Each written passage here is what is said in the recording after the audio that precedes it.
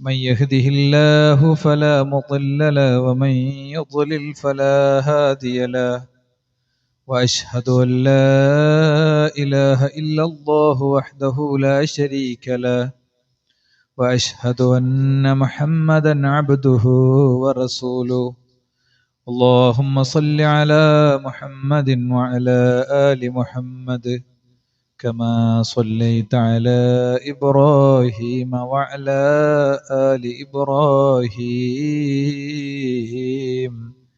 إنك حميد مجيد أما بعد فإن خير الكلام كلام الله وخير الهدي هدي محمد صلى الله عليه وسلم وشر الأمور محدثاتها وكل محدثة بدعة وكل بدعة ضلالة وكل ضلالة في النار أعوذ بالله من الشيطان الرجيم بسم الله الرحمن الرحيم يبصرونهم يود المجرم لو يفتدي من عذاب يومئذ ببنيه وصاحبته وأخيه وفصيلته التي تؤويه ومن في الأرض جميعا ثم ينجيه. വേദിയിലുള്ള ബഹുമാന്യരായ സഹോദരങ്ങളെ, പ്രിയപ്പെട്ട സുഹൃത്തുക്കളെ, സഹോദരിമാരെ, അള്ളാഹുവിൻ്റെ അനുഗ്രഹത്താൽ ഈ ഒരു സന്ദർഭത്തിൽ നമുക്കെല്ലാവർക്കും സ്വസ്ഥമായി ഇവിടെ ഇരുന്ന് ഈ കാര്യങ്ങൾ കേൾക്കാനും മനസ്സിലാക്കാനുമുള്ള മനസ്സും അവസ്ഥയും സാഹചര്യവും ലഭിച്ചിരിക്കുകയാണ്. അൽഹംദുലില്ലാഹ്. 2-3 പ്രഭാഷണങ്ങൾ കഴിഞ്ഞു. നിർദ്ദേശിക്കപ്പെട്ട ഇതിലും ചുരുങ്ങിയ സമയം എടുത്തുകൊണ്ട് ഏറ്റവും പ്രധാനമെന്ന് തോന്നുന്ന ചില കാര്യങ്ങൾ പറയാനാണ് ഞാൻ എൻ്റെ ഈ മിനിറ്റുകൾ ഉപയോഗിക്കുന്നത്. നമുക്ക് അല്ലാഹു സുബ്ഹാനഹു വ തആല പല അനുഗ്രഹങ്ങളും നൽകിയിട്ടുണ്ട്. ആ അനുഗ്രഹങ്ങൾ എണ്ണിയാൽ തീരാത്തത്ര, വഇൻ തഉദ്ദു നിഅമത്തല്ലാഹി ലാ തുഹ്സൂഹ, എണ്ണിയാൽ തീരാത്തത്ര വലിയ അനുഗ്രഹങ്ങളിലൂടെ അല്ലാഹു സുബ്ഹാനഹു വ തആല നമ്മെ മുന്നോട്ട് കൊണ്ടുപോവുകയാണ്. ഒരുപക്ഷെ ആ അനുഗ്രഹങ്ങളെ ശരിയാം വിധം ഒന്ന് ആലോചിക്കാനും ഒരു നന്ദിയുടെ മനസ്സ് പ്രകടിപ്പിക്കാനുമെങ്കിലും നമുക്ക് കഴിഞ്ഞിട്ടുണ്ടോ എന്നത് ഗൗരവതരമായൊരു ചോദ്യമാണ്. എനിക്ക് വളരെ ചെറിയ പ്രായമുള്ള 2 കുട്ടികളുണ്ട്. 1 വയസ്സും 2 വയസ്സും പ്രായമുള്ള ചെറിയ 2 കുട്ടികളുണ്ട്. അപ്പൊ അവരുടെ ഓട്ടവും ചാട്ടവും വികൃതിയും വാതിൽ തന്ന പുറത്തേക്ക് ഇറങ്ങിപ്പോകലൊക്കെ വീട്ടിലിങ്ങനെ ഒരു 2-3 മിനിറ്റ് ഒരു ചർച്ച നടന്നപ്പോ ഇവിടെ ഈ സദസ്സിൽ ഉള്ള ഒരു സുഹൃത്തിന്റെ കുഞ്ഞിന്റെ വീഡിയോ ഞാനും അവനും തമ്മിൽ അവൻ എൻ്റെ ചങ്കാണ്, ഞാൻ അവൻ്റെയും ചങ്കാണ്. അപ്പൊ അതിൽക്ക് അവൻ എനിക്ക് വീഡിയോ അയച്ചു തന്നിട്ടുണ്ടായിരുന്നു. ഫിസിയോതെറാപ്പി ചെയ്തുകൊണ്ടിരിക്കുകയാണ്. അപ്പൊ ഫിസിയോതെറാപ്പി ചെയ്ത് അവനിങ്ങനെ എണീറ്റ് നിൽക്കണ വീഡിയോ ആണ്. സത്യത്തിൽ വികൃതി കാണിച്ച് കുട്ടികൾ ഓടുമ്പോഴൊക്കെ അസ്വസ്ഥരാകുന്ന മാതാപിതാക്കൾ സ്വന്തം മക്കൾ ഒന്ന് കൈകാലുകൾ ഇളക്കാനും ഒന്ന് എണീറ്റിരിക്കാനും ഒന്ന് ശരീരം ചലിപ്പിക്കാനും ഒക്കെ വേണ്ടി ഒരായുസ് മുഴുവൻ ആ മക്കളുടെ ജീവിതത്തിന്റെ പിന്നാലെ ചെലവഴിക്കുന്ന മാതാപിതാക്കളെ കുറിച്ച് ഓർക്കുമ്പോൾ മാത്രമേ യഥാർത്ഥത്തിൽ നമുക്ക് അല്ലാഹു സുബ്ഹാനഹു വ തആല നമുക്ക് നൽകിയ അനുഗ്രഹങ്ങൾ ഓർമ്മ വരുള്ളൂ. അപ്പൊ ഞാൻ ആ വീഡിയോ എൻ്റെ പാരൻസിന് കാണിച്ചു കൊടുത്തിട്ട്, കണ്ടോ, അവൻ്റെ ഒരു സന്തോഷമാണ് നമ്മോട് പറയണത്. അവനിങ്ങനെ എണീറ്റ് നിന്ന്, നിങ്ങൾക്ക് അറിയുന്ന ആളാണ്, ഞാൻ അങ്ങനെ പറയണ്ടല്ലോ. അല്ലാഹു കുഞ്ഞിനെ അവന് അൽഹംദുലില്ലാഹ് ശരീരം ചലിപ്പിക്കാനൊക്കെ എത്ര ബുദ്ധിമുട്ടുള്ളൂ. ഭാവിയിൽ നല്ലൊരു ഉഗ്രൻ പ്രബോധകനാകും എന്ന് ഞാൻ വിചാരിക്കുന്നു.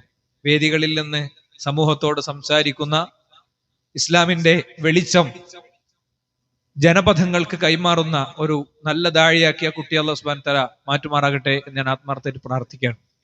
നിങ്ങളെല്ലാവരും അവന് വേണ്ടി പ്രാർത്ഥിക്കണം. അസാന്നിധ്യത്തിൽ നമ്മൾ മറ്റൊരാൾക്ക് വേണ്ടി നടത്തുന്ന പ്രാർത്ഥന നമ്മുടെ കാര്യത്തിൽ മലക്കുകളുടെ പ്രാർത്ഥന കിട്ടാൻ കാരണമാകും എന്നത് ഞാൻ ഓർമ്മിപ്പിക്കുകയാണ്. ഞാനിവിടെ ആമുഖമായി പറയാൻ ശ്രമിക്കുന്നത് ഒരൊറ്റ പോയിന്റ് ഉള്ളൂ. അല്ലാഹു സുബ്ഹാനഹു വ തആല നമുക്ക് നൽകിയ അനുഗ്രഹങ്ങൾ സഹോദരന്മാരെ, അത് എണ്ണിയാൽ തീരാത്തതും പറഞ്ഞറിയിക്കാൻ കഴിയാത്തതുമാണ്. കാഴ്ച പരിമിതനായ ഒരു മനുഷ്യനെ കൊണ്ട് ടെക്സ്റ്റൈൽസിലേക്ക് ഡ്രസ്സ് എടുക്കാൻ പോയ ഒരു മുതിർന്ന സഹപ്രവർത്തകൻ കഴിഞ്ഞ ദിവസം പറയണ്ടായി. ഈ ടെക്സ്റ്റൈൽസ് ചെന്നപ്പോ സെയിൽസ്മാൻ ചോദിച്ചു ഏത് കളറാ വേണ്ടത്? അപ്പോ ഈ മനുഷ്യന്റെ മറുപടി, കളറൊക്കെ നിങ്ങൾക്കല്ലേ, എനിക്കാകെ ഒരൊറ്റ കളറേ ഉള്ളൂ, ഒറ്റ കളർ. എനിക്ക് ഒരുപാട് സമയം ഡ്രസ്സ് എടുക്കാൻ ചെലവാകൂല. എന്നാൽ നമ്മളുടെ ഒക്കെ ഒരു മനോഗതി എന്ന് പറയുന്നത് നമുക്ക് ഇല്ലാത്തതിൽ നിരാശപ്പെടുകയാണ് യഥാർത്ഥത്തിൽ നമ്മൾ ചെയ്യുക. എന്റെ വളരെ അടുത്തൊരു സുഹൃത്ത്, ഒരു ഡോക്ടർ, അദ്ദേഹത്തിന്റെ അടുത്ത് വന്ന ഒരു പേഷ്യന്റിന്റെ കഥ ഇടയ്ക്ക് ഓർമ്മിപ്പിക്കാറുണ്ട്. ഒരു ഭാഗം തളർന്ന് ഈ പല്ലുകൾ മുഴുവൻ കാണാതെ ഇങ്ങനെ ഈ ചുണ്ടിങ്ങോട്ട് കോടി 100% പാമ്പേഴ്സിലേക്ക് മലമൂത്ര വിസർജനം നിർവഹിക്കപ്പെടുന്ന അവസ്ഥയിൽ തന്റെ മുന്നിലെത്തിയ പേഷ്യന്റിനെ അദ്ദേഹം ചികിത്സിച്ചു. പുതിയ ഒരു ചികിത്സാ രീതി അദ്ദേഹം പഠിച്ച് അതിലേക്ക് പ്രവേശിച്ച ഒരു സമയമായിരുന്നു.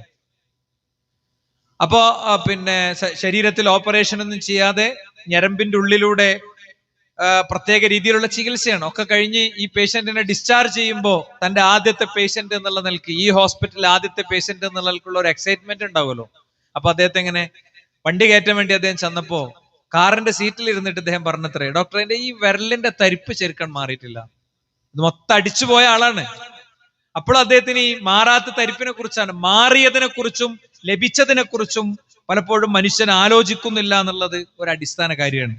അതുകൊണ്ട് തന്നെ വിശുദ്ധ ഖുർആൻ വളരെ കൃത്യമായി മനുഷ്യനോട് ഇങ്ങനെ ഓർമ്മിപ്പിക്കുന്നുണ്ട്, ഫല്ലൻദുറിൽ ഇൻസാനു ഇലാ തുആമി, മനുഷ്യൻ അവന്റെ ഭക്ഷണത്തേക്കൊന്ന് നോക്കട്ടെ. ഫല്ലൻദുറിൽ ഇൻസാനു മിമ്മ ഖുലിഖ്, എങ്ങനെയാണ് പടച്ചവൻ അവനെ സൃഷ്ടിച്ചത് എന്ന് മനുഷ്യൻ നോക്കട്ടെ. വഫീ അൻഫുസികും അഫലാ തുബ്സിറൂൻ, നിങ്ങളിൽ തന്നെ മഹാ അത്ഭുതങ്ങളുണ്ട്, ആ അത്ഭുതങ്ങളിലേക്ക് നിങ്ങളൊന്ന് തിരിഞ്ഞു നോക്കൂ. ഇങ്ങനെ നിരന്തരം മനുഷ്യനോട് അവന് നൽകിയ അനുഗ്രഹങ്ങളിലേക്ക് തിരിഞ്ഞ് ചിന്തിക്കാൻ വേണ്ടി ഇങ്ങനെ ആവശ്യപ്പെടുന്നുണ്ട്. നമ്മൾ പലജാതി ഭക്ഷണം കഴിക്കലുണ്ട്. എപ്പോഴെങ്കിലും അല്ലെ, നമ്മൾ നമസ്കാരത്തിൽ സാധാരണ ഇമാമ് സ്ഥിര ഓതുന്ന സൂറത്തുകളിൽപ്പെട്ട ഒരു സൂറത്തിൽ ആയത്താണിത്, ഫല്ലൻദുറിൽ ഇൻസാനു ഇലാ തുആമി. ഈ ആയത്ത് നമ്മൾ കേൾക്കാത്തതൊന്നുമല്ല. പക്ഷെ നമ്മൾ എപ്പോഴെങ്കിലും നമ്മുടെ ഭക്ഷണത്തെ കുറിച്ച് ആലോചിച്ചിട്ടുണ്ടോ? നമ്മുടെ ഭക്ഷണത്തെ കുറിച്ച് ആലോചിച്ചിട്ടുണ്ടോ സഹോദരന്മാരെ? നമ്മുടെ ഭക്ഷണമേശയിൽ വരുന്ന ഭക്ഷണം ഏതോ ഒരു കൃഷിയിടത്തിൽ നിന്ന് അത് കൊയ്തെടുക്കുമ്പോൾ ആ നെല്ല് താഴെ വീണിട്ടുണ്ടായിരുന്നില്ല, അത് കറ്റയാക്കിയപ്പോൾ താഴെ വീണിട്ടുണ്ടായിരുന്നില്ല, അത് മെതിച്ച് ചാക്കിലേക്കാക്കിയപ്പോഴും ആ ചാക്ക് പിന്നീട് ലോറിയിലേക്ക് കയറ്റിയപ്പോഴും ആ ലോറി പിന്നീട് മില്ലിലെത്തിയപ്പോഴും അത് അരിയാക്കിയപ്പോഴും അത് പാക്കാക്കിയപ്പോഴും അത് ചാക്കിലാക്കി വീണ്ടും നമ്മുടെ ഹോൾസെയിൽ റീറ്റെയിൽ മാർക്കറ്റിലേക്ക് എത്തിയപ്പോഴും അവിടെ നിന്ന് അത് നമുക്ക് തൂക്കി തന്നപ്പോഴും ഒന്നും വേസ്റ്റ് ആക്കാത്ത സാധനം നമ്മളുടെ കയ്യിൽ ഭക്ഷണമേശയിൽ വേസ്റ്റായി പോകുന്നുണ്ട്. ഫല്ലൻദുറിൽ ഇൻസാനു ഇലാ തുആമി, മനുഷ്യൻ അവന്റെ ഭക്ഷണത്തിലേക്ക് തിരിഞ്ഞു നോക്കട്ടെ. ഇനി പോട്ടെ, ഒരു ഗ്ലാസ് വെള്ളാണ്ട് വായിലേക്ക് ഇറക്കുമ്പോ എത്ര വലിയ അനുഗ്രഹങ്ങൾ അവിടെ നടക്കുന്നുണ്ട്. ഒരു ഗ്ലാസ് വെള്ളം, ഒരിറ്റ് വറ്റ്, ഒരു കഷ്ണം വറ്റ്, ഒരു മാംസത്തിന്റെ കഷ്ണം, അല്ലെ, ഒരു ചെറിയ ഒരു പഴം, ഇത് വായിലേക്ക് ഇറക്കുമ്പോ എന്തൊക്കെ കാര്യം നടക്കുന്നുണ്ട്. ഒന്ന്, ഇത് കൈ പൊങ്ങണം. പഠിച്ചോ വിചാരിച്ചാൽ മാത്രമേ കൈ പൊങ്ങുള്ളൂ, ഇല്ലെങ്കിൽ പൊങ്ങൂല. 1000 നിങ്ങൾ കൊടുത്താലും ഈ കൈ പൊങ്ങി കിട്ടൂല. അത് കഴിഞ്ഞ് ഇത് ചമക്കാൻ പറ്റണം, ഇത് തൊണ്ടയിലൂടെ താഴോട്ട് ഇറങ്ങാൻ പറ്റണം. ട്യൂബ് ഫീഡിങ്ങിൽ ലോകത്ത് 1000കണക്കിന് മനുഷ്യർ അവർ ICUകളിൽ, വാർഡുകളിൽ, റൂമുകളിൽ കഴിയാണ്. ഡിസ്ചാർജിന്റെ ഡേറ്റും നോക്കി വലിയ ആശുപത്രി ബില്ലുകൾക്ക് മുന്നിൽ പകച്ചു നിൽക്കുകയാണ്. ഇതൊക്കെ ആകുമ്പോഴും പലപ്പോഴും നമുക്ക് ആലോചിക്കാൻ പറ്റുന്നില്ല. ഖുറാന്റെ പ്രയോഗം എത്ര മനോഹരം. ഒരു വൈകുന്നേരവും ഒരുപക്ഷെ ഈ ആയത്ത് ഉദ്ധരിക്കാതെയും ഈ ആയത്തുമായി ബന്ധപ്പെട്ട 2-3 പോയിന്റുകൾ പറയാതെയും ഈ കഴിഞ്ഞ 10 വർഷമായി എന്റെ പ്രഭാഷണങ്ങൾ നടന്നിട്ടുണ്ടാവൂല എന്ന് എനിക്ക് ഉറപ്പിച്ച് പറയാൻ പറ്റും. കാരണം അതിലെല്ലാം വഫീ അൻഫുസികും അഫലാ തുബ്സിറൂൻ, നിങ്ങളിൽ തന്നെ മഹാ അത്ഭുതങ്ങളുണ്ട്. അതിനെക്കുറിച്ച് എന്താണ് നിങ്ങൾ ഉറ്റാലോചിക്കാത്തത്? ബുർജ് ഖലീഫയുടെ അത്ഭുതങ്ങൾ കണ്ട്, ഈഫൽ ഗോപുരത്തിന്റെ മനോഹാരിത കണ്ട്, ചൈനാവൻ മതിലിനെ കുറിച്ച് സംസാരിച്ച്, കയ്യിൽ കിട്ടിയ ഗാഡ്ജറ്റുകളും സെൽഫോണുകളും അങ്ങനെ മിന്നിമറയുന്ന സ്ക്രീൻ കാഴ്ചകളും ഒക്കെ കണ്ട് അത്ഭുതപ്പെടുന്ന മനുഷ്യൻ അവന്റെ ഉള്ളിൽ അള്ളാഹു ഒരുക്കിയിരിക്കുന്ന അത്ഭുതങ്ങളിലേക്കും അത്യത്ഭുതങ്ങളിലേക്കും അനുഗ്രഹങ്ങളിലേക്കും നോക്കിയിരുന്നുവെങ്കിൽ അവന്റെ ജീവിതത്തിന് പുതിയ അജണ്ടകൾ ഉണ്ടാകുമായിരുന്നു എന്നത് നമുക്ക് ഉറപ്പിച്ചു പറയാൻ കഴിയും. മനുഷ്യന്റെ ശരീരത്തിന്റെ ഉള്ളിൽ മൂത്രവും മലവും കൈകാര്യം ചെയ്യപ്പെടുന്ന ബയോളജിക്കൽ പ്രോസസ്, ജീവശാസ്ത്ര പ്രക്രിയ, അത് മാത്രം നമ്മൾ ചിന്തിച്ചാൽ മതി അല്ലെ. നമ്മള് വിചാരിക്കുന്ന സമയത്താണ് മൂത്രം പോണത്. എന്നാ ചെറിയ കുട്ടികളോ, അവർക്ക് നമ്മൾ പാമ്പേഴ്സ് കെട്ടി കൊടുക്കും. മൂത്രസഞ്ചി എന്ന് പറയുന്നത് 1/2 ലിറ്ററിന്റെ ഒരു പാത്രമാണ്. ആ 1/2 ലിറ്ററിന്റെ പാത്രത്തിലേക്ക് ശരീരത്തിൽ നിന്ന് മൂത്രം ഇങ്ങനെ ഒബ്സർവ് ചെയ്തുകൊണ്ടിരിക്കുകയാണ് അല്ല, അതിങ്ങനെ അതിൽ നിന്ന് ഊറ്റി അതിങ്ങനെ മാറ്റിക്കൊണ്ടിരിക്കുകയാണ്. അതിലേക്ക് ഇറ്റി വീണ് അത് നിറയുമ്പോ ഒരു പ്രത്യേക സ്ഥലത്തെത്തുമ്പോ നമുക്ക് തോന്നിത്തുടങ്ങും എനിക്ക് മൂത്രമൊഴിക്കണം. അപ്പൊ ആ തോന്നൽ അള്ളാഹു തന്ന അനുഗ്രഹമാണ്. ആ തോന്നലില്ലെങ്കിലോ 3 വയസ്സിന്റെ മുമ്പുള്ള കുട്ടിക്ക് മൂത്രം പോണ പോലെ നമുക്കും പോകും. അപ്പൊ മൂത്രം ഒഴിക്കണമെന്ന തോന്നൽ പോലും അള്ളാഹു സുബ്ഹാനഹു വ തആല നമുക്ക് തന്ന അനുഗ്രഹമാണ്. മൂത്രം ഒഴിക്കണമെന്ന തോന്നൽ പോലും. ഇനി മാത്രല്ല, കഴിഞ്ഞ ദിവസം പീസ് റേഡിയോയിൽ ഞാനൊരു ക്ലാസ് കേട്ടിരുന്നു. ഈ പൈൽസിനെ കുറിച്ചും അതുപോലെ തന്നെ ഇങ്ങനെയുള്ള രോഗങ്ങളെ കുറിച്ചൊക്കെ ഉള്ള ഒരു ഡോക്ടറുടെ ക്ലാസ് ആണ്. അപ്പൊ ആ ക്ലാസ് കേട്ടപ്പോ ആ മലം ഇങ്ങോട്ട് പുറത്തേക്ക് വരുന്ന ആ മെത്തേഡ് മനുഷ്യന്റെ ഉള്ളിൽ വളരെ സെൽഫായിട്ട് തന്നെ മനുഷ്യന്റെ നിയന്ത്രണത്തിലല്ലാതെ തന്നെയുള്ള കുറച്ച് മസിൽസ് ഉണ്ട് എന്നാണ്. ആ മസിൽസ് ആണ് മലം പുറത്തേക്ക് വരുന്ന പ്രഷറിനെ കൺട്രോൾ ചെയ്ത് അവിടെ നിർത്തുന്നത്. മനുഷ്യൻ പ്രഷർ കൊടുത്ത് ഇത് പുറത്തേക്ക് കൊണ്ടുവരുമ്പോ ആ സമയത്ത് മാത്രമാണ് ഇത് ഓപ്പൺ ആകുന്നത്. ബോധപൂർവം മനുഷ്യൻ വിചാരിച്ചിട്ടില്ലെങ്കിൽ അത് ഓപ്പൺ ആയി കിട്ടൂല എന്നാണ്. അപ്പൊ അങ്ങനത്തെ ആ മസിൽസ് ഇല്ലെങ്കിലോ, ആ മസിൽസിന്റെ ശക്തി ക്ഷയിച്ചാൽ നമ്മൾ അറിയാതെ മല നമ്മളെടുത്തുനിന്ന് പോകും. അപ്പൊ സഹോദരന്മാരെ, ഞാനിത് ഇതിന്റെ ആദ്യ ഭാഗത്ത് നിങ്ങളെടുത്ത് പറയാൻ വിചാരിച്ച കാര്യം ഇത്രയേ ഉള്ളൂ. ഒരു വ്യക്തി എന്നുള്ള നിലയ്ക്ക് അല്ലാഹു സുബ്ഹാനഹു വ തആല എണ്ണിയാൽ തീരാത്ത അനുഗ്രഹങ്ങൾ നമുക്ക് നൽകിയിട്ടുണ്ട്.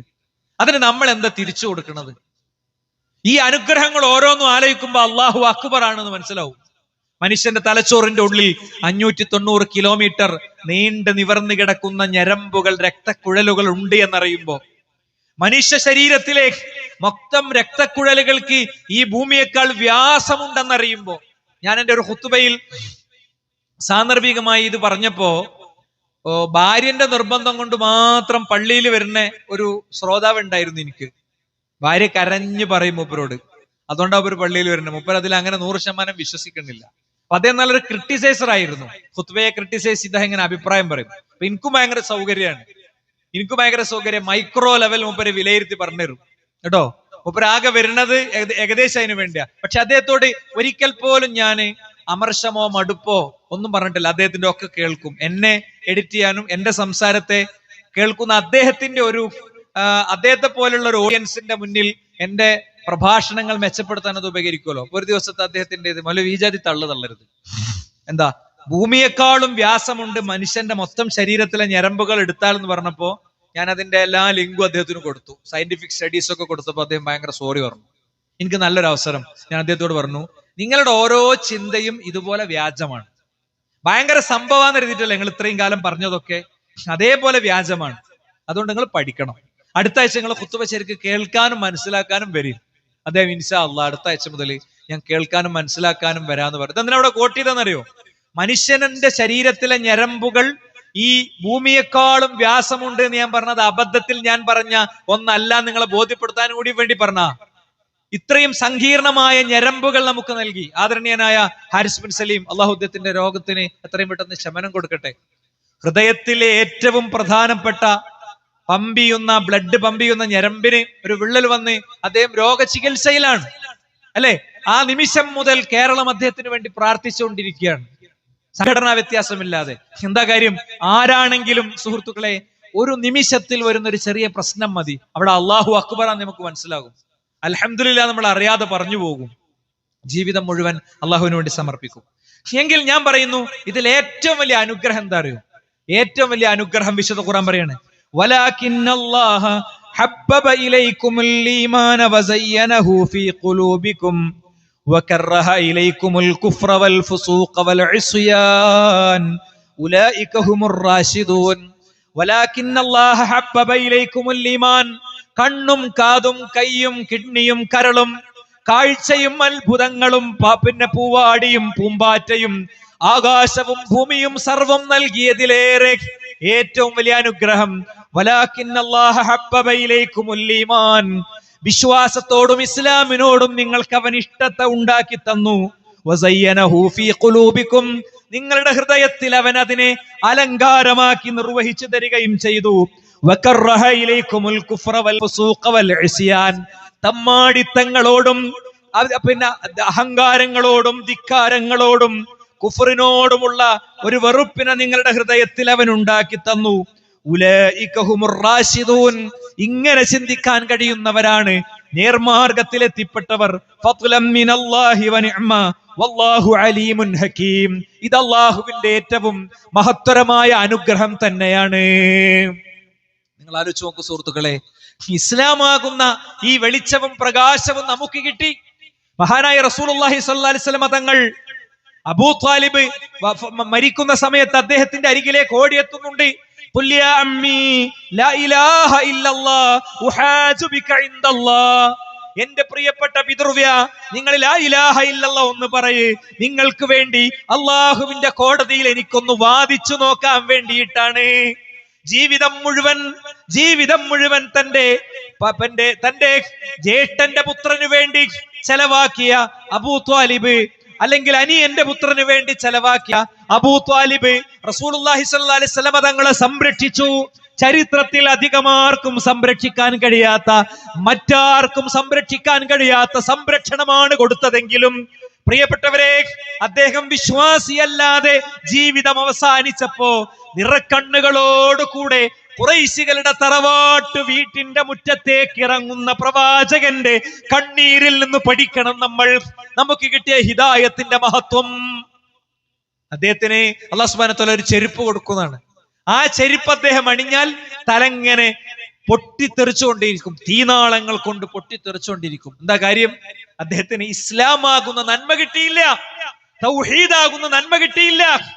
അള്ളാഹുവിന്റെ റസൂല് സ്വല്ലല്ലാഹു അലൈഹി വസല്ലം തങ്ങളെ അത്രയും സംരക്ഷിച്ചു, അത്രയും സഹായിച്ചു.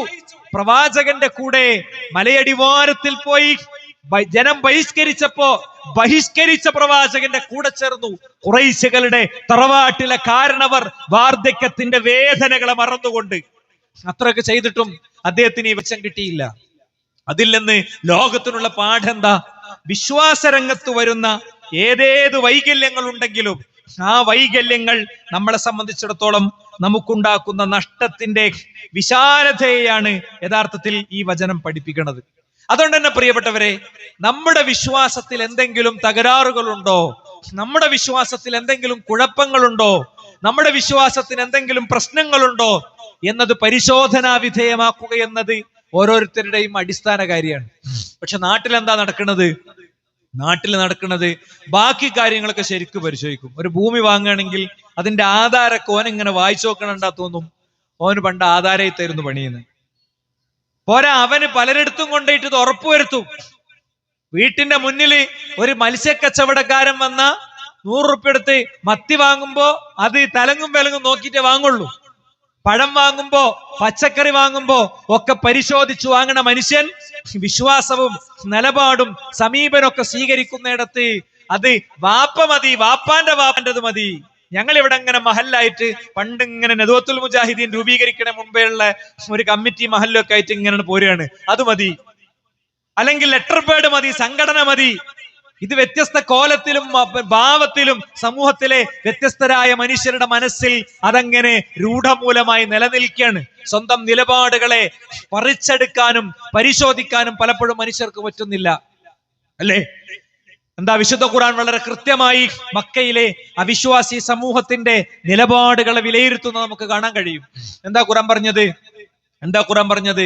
അവരോട് പറയാണ് നിങ്ങൾ അള്ളാഹുവിന്റെ റസൂലിന് അവതരിച്ച വേദഗ്രന്ഥത്തെ വിശ്വസിക്കണം എന്ന് പറഞ്ഞാൽ അവർ പറയും ഖാലൂ മാ വജദ്നാ അലൈഹി ആബാഅനാ, ഞങ്ങൾക്ക് ഞങ്ങളുടെ പൂർവ്വപിതാക്കന്മാരുടെ വഴി തന്നെ മതി.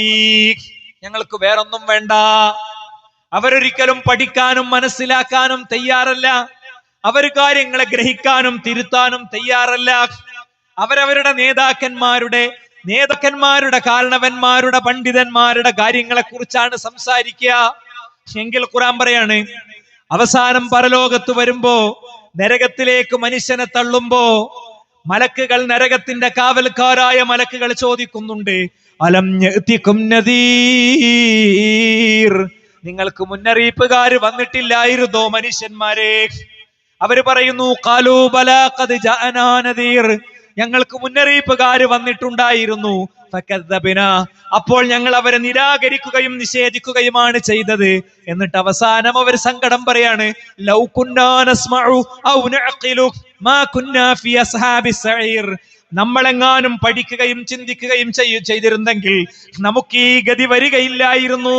അതുകൊണ്ട് തന്നെ ഖുർആൻ നരകത്തിൽ പ്രവേശിക്കപ്പെടുന്ന മനുഷ്യരുടെ അവസ്ഥയെക്കുറിച്ച് പറയാണ്, റബ്ബനാ ആതിഹിം ളിഅഫൈനി മിനൽ അദാബ്, ഞങ്ങളെ വഴിതെറ്റിച്ച പണ്ഡിതന്മാർക്ക് നീ ഇരട്ടിക്കരട്ടി ശിക്ഷ കൊടുക്കണേ റബ്ബേ.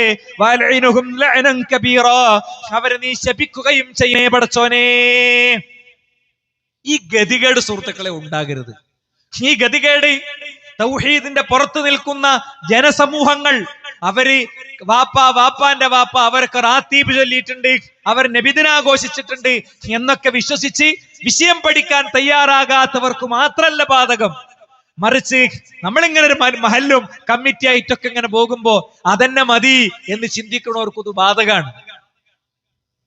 വിശുദ്ധ ഇസ്ലാം ഈ കാര്യത്തെ വളരെ കണിശായിട്ട് എടുക്കുകയാണ്. നമുക്ക് തോന്നും നമ്മളൊക്കെ ഇത് പഠിച്ചാ പഠിയോ, ചില മസലകളൊക്കെ ഉണ്ടാകും. ആ മസല എന്തിനാ വന്നത് എന്ന് ചിലപ്പോൾ സംശയം ഉണ്ടാകും. പടച്ച റബ്ബ് ഏറ്റവും വലിയ പരീക്ഷണം ഏത് രംഗത്താ തരാന്നറിയോ? വിശ്വാസ രംഗത്താണ് ഏറ്റവും വലിയ പരീക്ഷണം തരിക. വിശ്വാസ രംഗത്താണ്. ക്യാൻസർ വന്നാലേ അതിന് കീമോ മരുന്ന് തുള്ളികൾ ശരീരത്തേക്ക് കയറി അത് മാറും, അല്ലെ? ഈ കൈ മാറണില്ലെങ്കിൽ, ഷുഗർ വന്നിട്ട് മുറി മാറണില്ലെങ്കിലേ ഒരു കമ്പം വെച്ചിട്ട് കൊത്തി പുറത്ത് കിട്ടാ മതി. എന്ന ഹൃദയത്തിലെ വിശ്വാസത്തിൽ വരുന്ന അപജയമോ അത് ഏറ്റവും വലിയ പരീക്ഷണാണ്. ആ പരീക്ഷണം തരുന്നത് എന്തിനാ? ഈ പരീക്ഷണത്തെ അഭിമുഖീകരിച്ച് വിജയിക്കാൻ വിശ്വാസി പരിശ്രമിക്കുന്നുണ്ടോ എന്ന് നോക്കാൻ വേണ്ടി തന്നെയാണ്. ആ പരിശോധന വളരെ ശക്തമാണ്. പലപ്പോഴും നമ്മൾ ചിന്തിക്കും, ഞാനൊക്കെ പഠിച്ചത് പഠിയോ? ഈ ആയിരക്കണക്കിന് ആയത്തും ലക്ഷക്കണക്കിന് ഹദീസും അതിന്റെ അടിയിൽ നിന്ന് സത്യസന്ധമായ ഒരു റൂട്ടിലേക്ക് എത്താൻ എനിക്ക് പറ്റുമോ എന്നൊക്കെ ചിലപ്പോ നമുക്കൊരു സംശയം ഉണ്ടാകും. എന്നാ ഖുർആൻ പറഞ്ഞ എന്താ? വലഖദ് യസ്സർനൽ ഖുർആന ലിദ്ദിക്രി ഫഹൽ മിൻ മുദ്ദക്കിർ, ഖുർആനിനെ നാം നിങ്ങൾക്ക് ലളിതമാക്കി തന്നിരിക്കുന്നു. ആരുണ്ടതിനെ പഠിക്കാൻ? ആരുണ്ടതിനെ കുറിച്ച് ചിന്തിക്കാൻ? മാത്രല്ല വിശുദ്ധ ഖുർആൻ ഒന്നുകൂടെ പറഞ്ഞു, അള്ളാഹുവിന്റെ റസൂൽ സല്ലല്ലാഹു അലൈഹി വസല്ലമ തങ്ങളുടെ പരാതി, യാ റബ്ബി ഇന്ന ഖൗമി ഇത്തഖദൂ ഹാദൽ ഖുർആന മഹ്ജൂറാ, എന്റെ ജനങ്ങൾ ഈ ഖുർആനിനെ സ്വീകരിക്കാതെ പഠിക്കാതെ അവരിതിനെ അവഗണിച്ചിരിക്കുന്നു റബ്ബേ. ഇബ്നു കസീർ റഹിമഹുല്ല ഈ ആയത്ത് വിശദീകരിക്കുന്നിടത്ത് പറഞ്ഞത് കാണാൻ കഴിയും. എന്താണ് ഈ തള്ളിക്കളഞ്ഞിരിക്കുന്നു എന്ന് പറഞ്ഞത്? ഖുർആൻ തന്നെ വേണ്ടെന്ന് പറഞ്ഞ് തള്ളിക്കളഞ്ഞതാണോ? അതിനെ വേദഗ്രന്ഥമായി സ്വീകരിക്കാത്തതാണോ? പ്രവാചകനെ നിരാകരിച്ചതാണോ? അതൊക്കെ ഹജ്റു തന്നെ, അതൊക്കെ തള്ളിക്കളയിൽ തന്നെ. പക്ഷേ തർക്കു തദബ്ബുരിഹി വതഫഹുമി മആനിഹി, ഖുർആനിന്റെ തദബ്ബുർ ഇല്ലാതിരിക്കുക, അതിന്റെ അർത്ഥം പഠിക്കാതിരിക്കുക, അതും ഹജ്ർ തന്നെയാണ്. എന്താ തദബ്ബുർ എന്ന് പറഞ്ഞ? അൽ ഖാരിഅതു മൽ ഖാരിഅ വമാ അദ്റാക മൽ ഖാരിഅ, അങ്ങനെ ഓതും. നമ്മുടെ തലയിൽ ഇതൊന്നും ഉണ്ടാവില്ല. നമ്മൾ അതിനെ കുറിച്ച് ആലോചിക്കണില്ല, അല്ലെ? നമ്മൾ അതിനെ കുറിച്ച് ചിന്തിക്കണില്ല. യതീമിനെ സംരക്ഷിക്കണ ആയത്തോതിപ്പോകുന്നു. യതീം, ഞാൻ സംരക്ഷിക്കേണ്ട യതീം ഉണ്ടോ? എനിക്ക് 60 വയസ്സായി, ഇന്നേ വരെ ഒരു യതീമിന്റെ കാര്യത്തിൽ എന്തെങ്കിലും ഒരു സ്റ്റെപ്പ് ഞാൻ എടുത്തിട്ടുണ്ടോ? ഖുർആൻ ഇത്രയും ആവർത്തിച്ച് പറഞ്ഞ കാര്യല്ലേ, അല്ലേ? ഇതാണ് തദബ്ബുർ എന്ന് പറയുന്നത്. അല്ലെങ്കിൽ എന്താ വിശുദ്ധ ഖുർആൻ പറയാണെന്ത്? വയംനഊനൽ മാഊൻ, അവർ പരോപകാര വസ്തുക്കൾ തടയുന്നവരാണ്. അപ്പൊ എന്താ മാഊൻ? ഞാൻ പരോപകാര വസ്തു തടയുന്നുണ്ടോ? ചട്ടിയും കലവും പാത്രമൊക്കെയാണ് പരോപകാര വസ്തു എന്ന് പറഞ്ഞ. ഞാൻ അങ്ങനെ ചെയ്യുന്നുണ്ടോ? ഇത് ഗൗരവപൂർവ്വം ആലോചിക്കുന്ന ഒരു സാഹചര്യം ഒരു വ്യക്തിയെ സംബന്ധിച്ചിടത്തോളം ഉണ്ടോ എന്ന് നമ്മൾ ആലോചിക്കണം. ഈ തദബ്ബുർ നമുക്കില്ലെങ്കിൽ അത് ഹജറാണ്. പിന്നെ അതിന്റെ അർത്ഥം മനസ്സിലാക്കണില്ലെങ്കിൽ അതും ഹജറാണ്. നിസ്കാരത്തിൽ ഓതുന്ന സൂറത്തിന്റെ അർത്ഥം അറിയില്ല, മോനെ ഒരുപാട് ഡിഗ്രിയും കോഴ്സൊക്കെ പഠിച്ചിട്ടുണ്ടാകും, ഒന്നിലധികം ഭാഷയൊക്കെ അറിയുന്നുണ്ടാകും, ലൈവ് പൊളിറ്റിക്സ് അവൻ അറിയുന്നുണ്ടാകും, അല്ലെ? ദുൽഖർ സൽമാന്റെയും ഷാറൂഖ് ഖാന്റെയും എല്ലാ അപ്ഡേറ്റ്സ് അവന്റെ അടുത്തുണ്ടാകും, മെസ്സിന്റെയും പിന്നെ CR7ന്റെയും ഒക്കെ എല്ലാ കാര്യങ്ങളും അവന്റെ അടുത്തുണ്ടാകും. എന്നാലോ അവൻ ഓതുന്ന നമസ്കാരത്തിലെ അധ്യായങ്ങളുടെ അർത്ഥം പോലും അവൻ അറിയില്ല. സഹോദരന്മാരെ, നമ്മൾ ഖുർആനും സുന്നത്തും മുൻഗാമികളുടെ മാർഗമനുസരിച്ച് പഠിച്ചാൽ നമുക്കത് പഠിയും, നമുക്കത് മനസ്സിലാകും. അടുത്ത കാലത്ത് ഒരു 4-5 വർഷങ്ങൾക്കുള്ളിൽ ഇറങ്ങിയൊരു പുസ്തകമുണ്ട്. ദാവ ബുക്സ് ആണ് ആ പുസ്തകം പ്രസിദ്ധീകരിച്ചത്.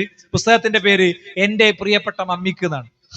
ഈ പുസ്തകം ഒരു പെൺകുട്ടി അവളുടെ അമ്മക്ക് എഴുതിയ കത്തുകൾ ക്രോഡീകരിച്ചതാണ്.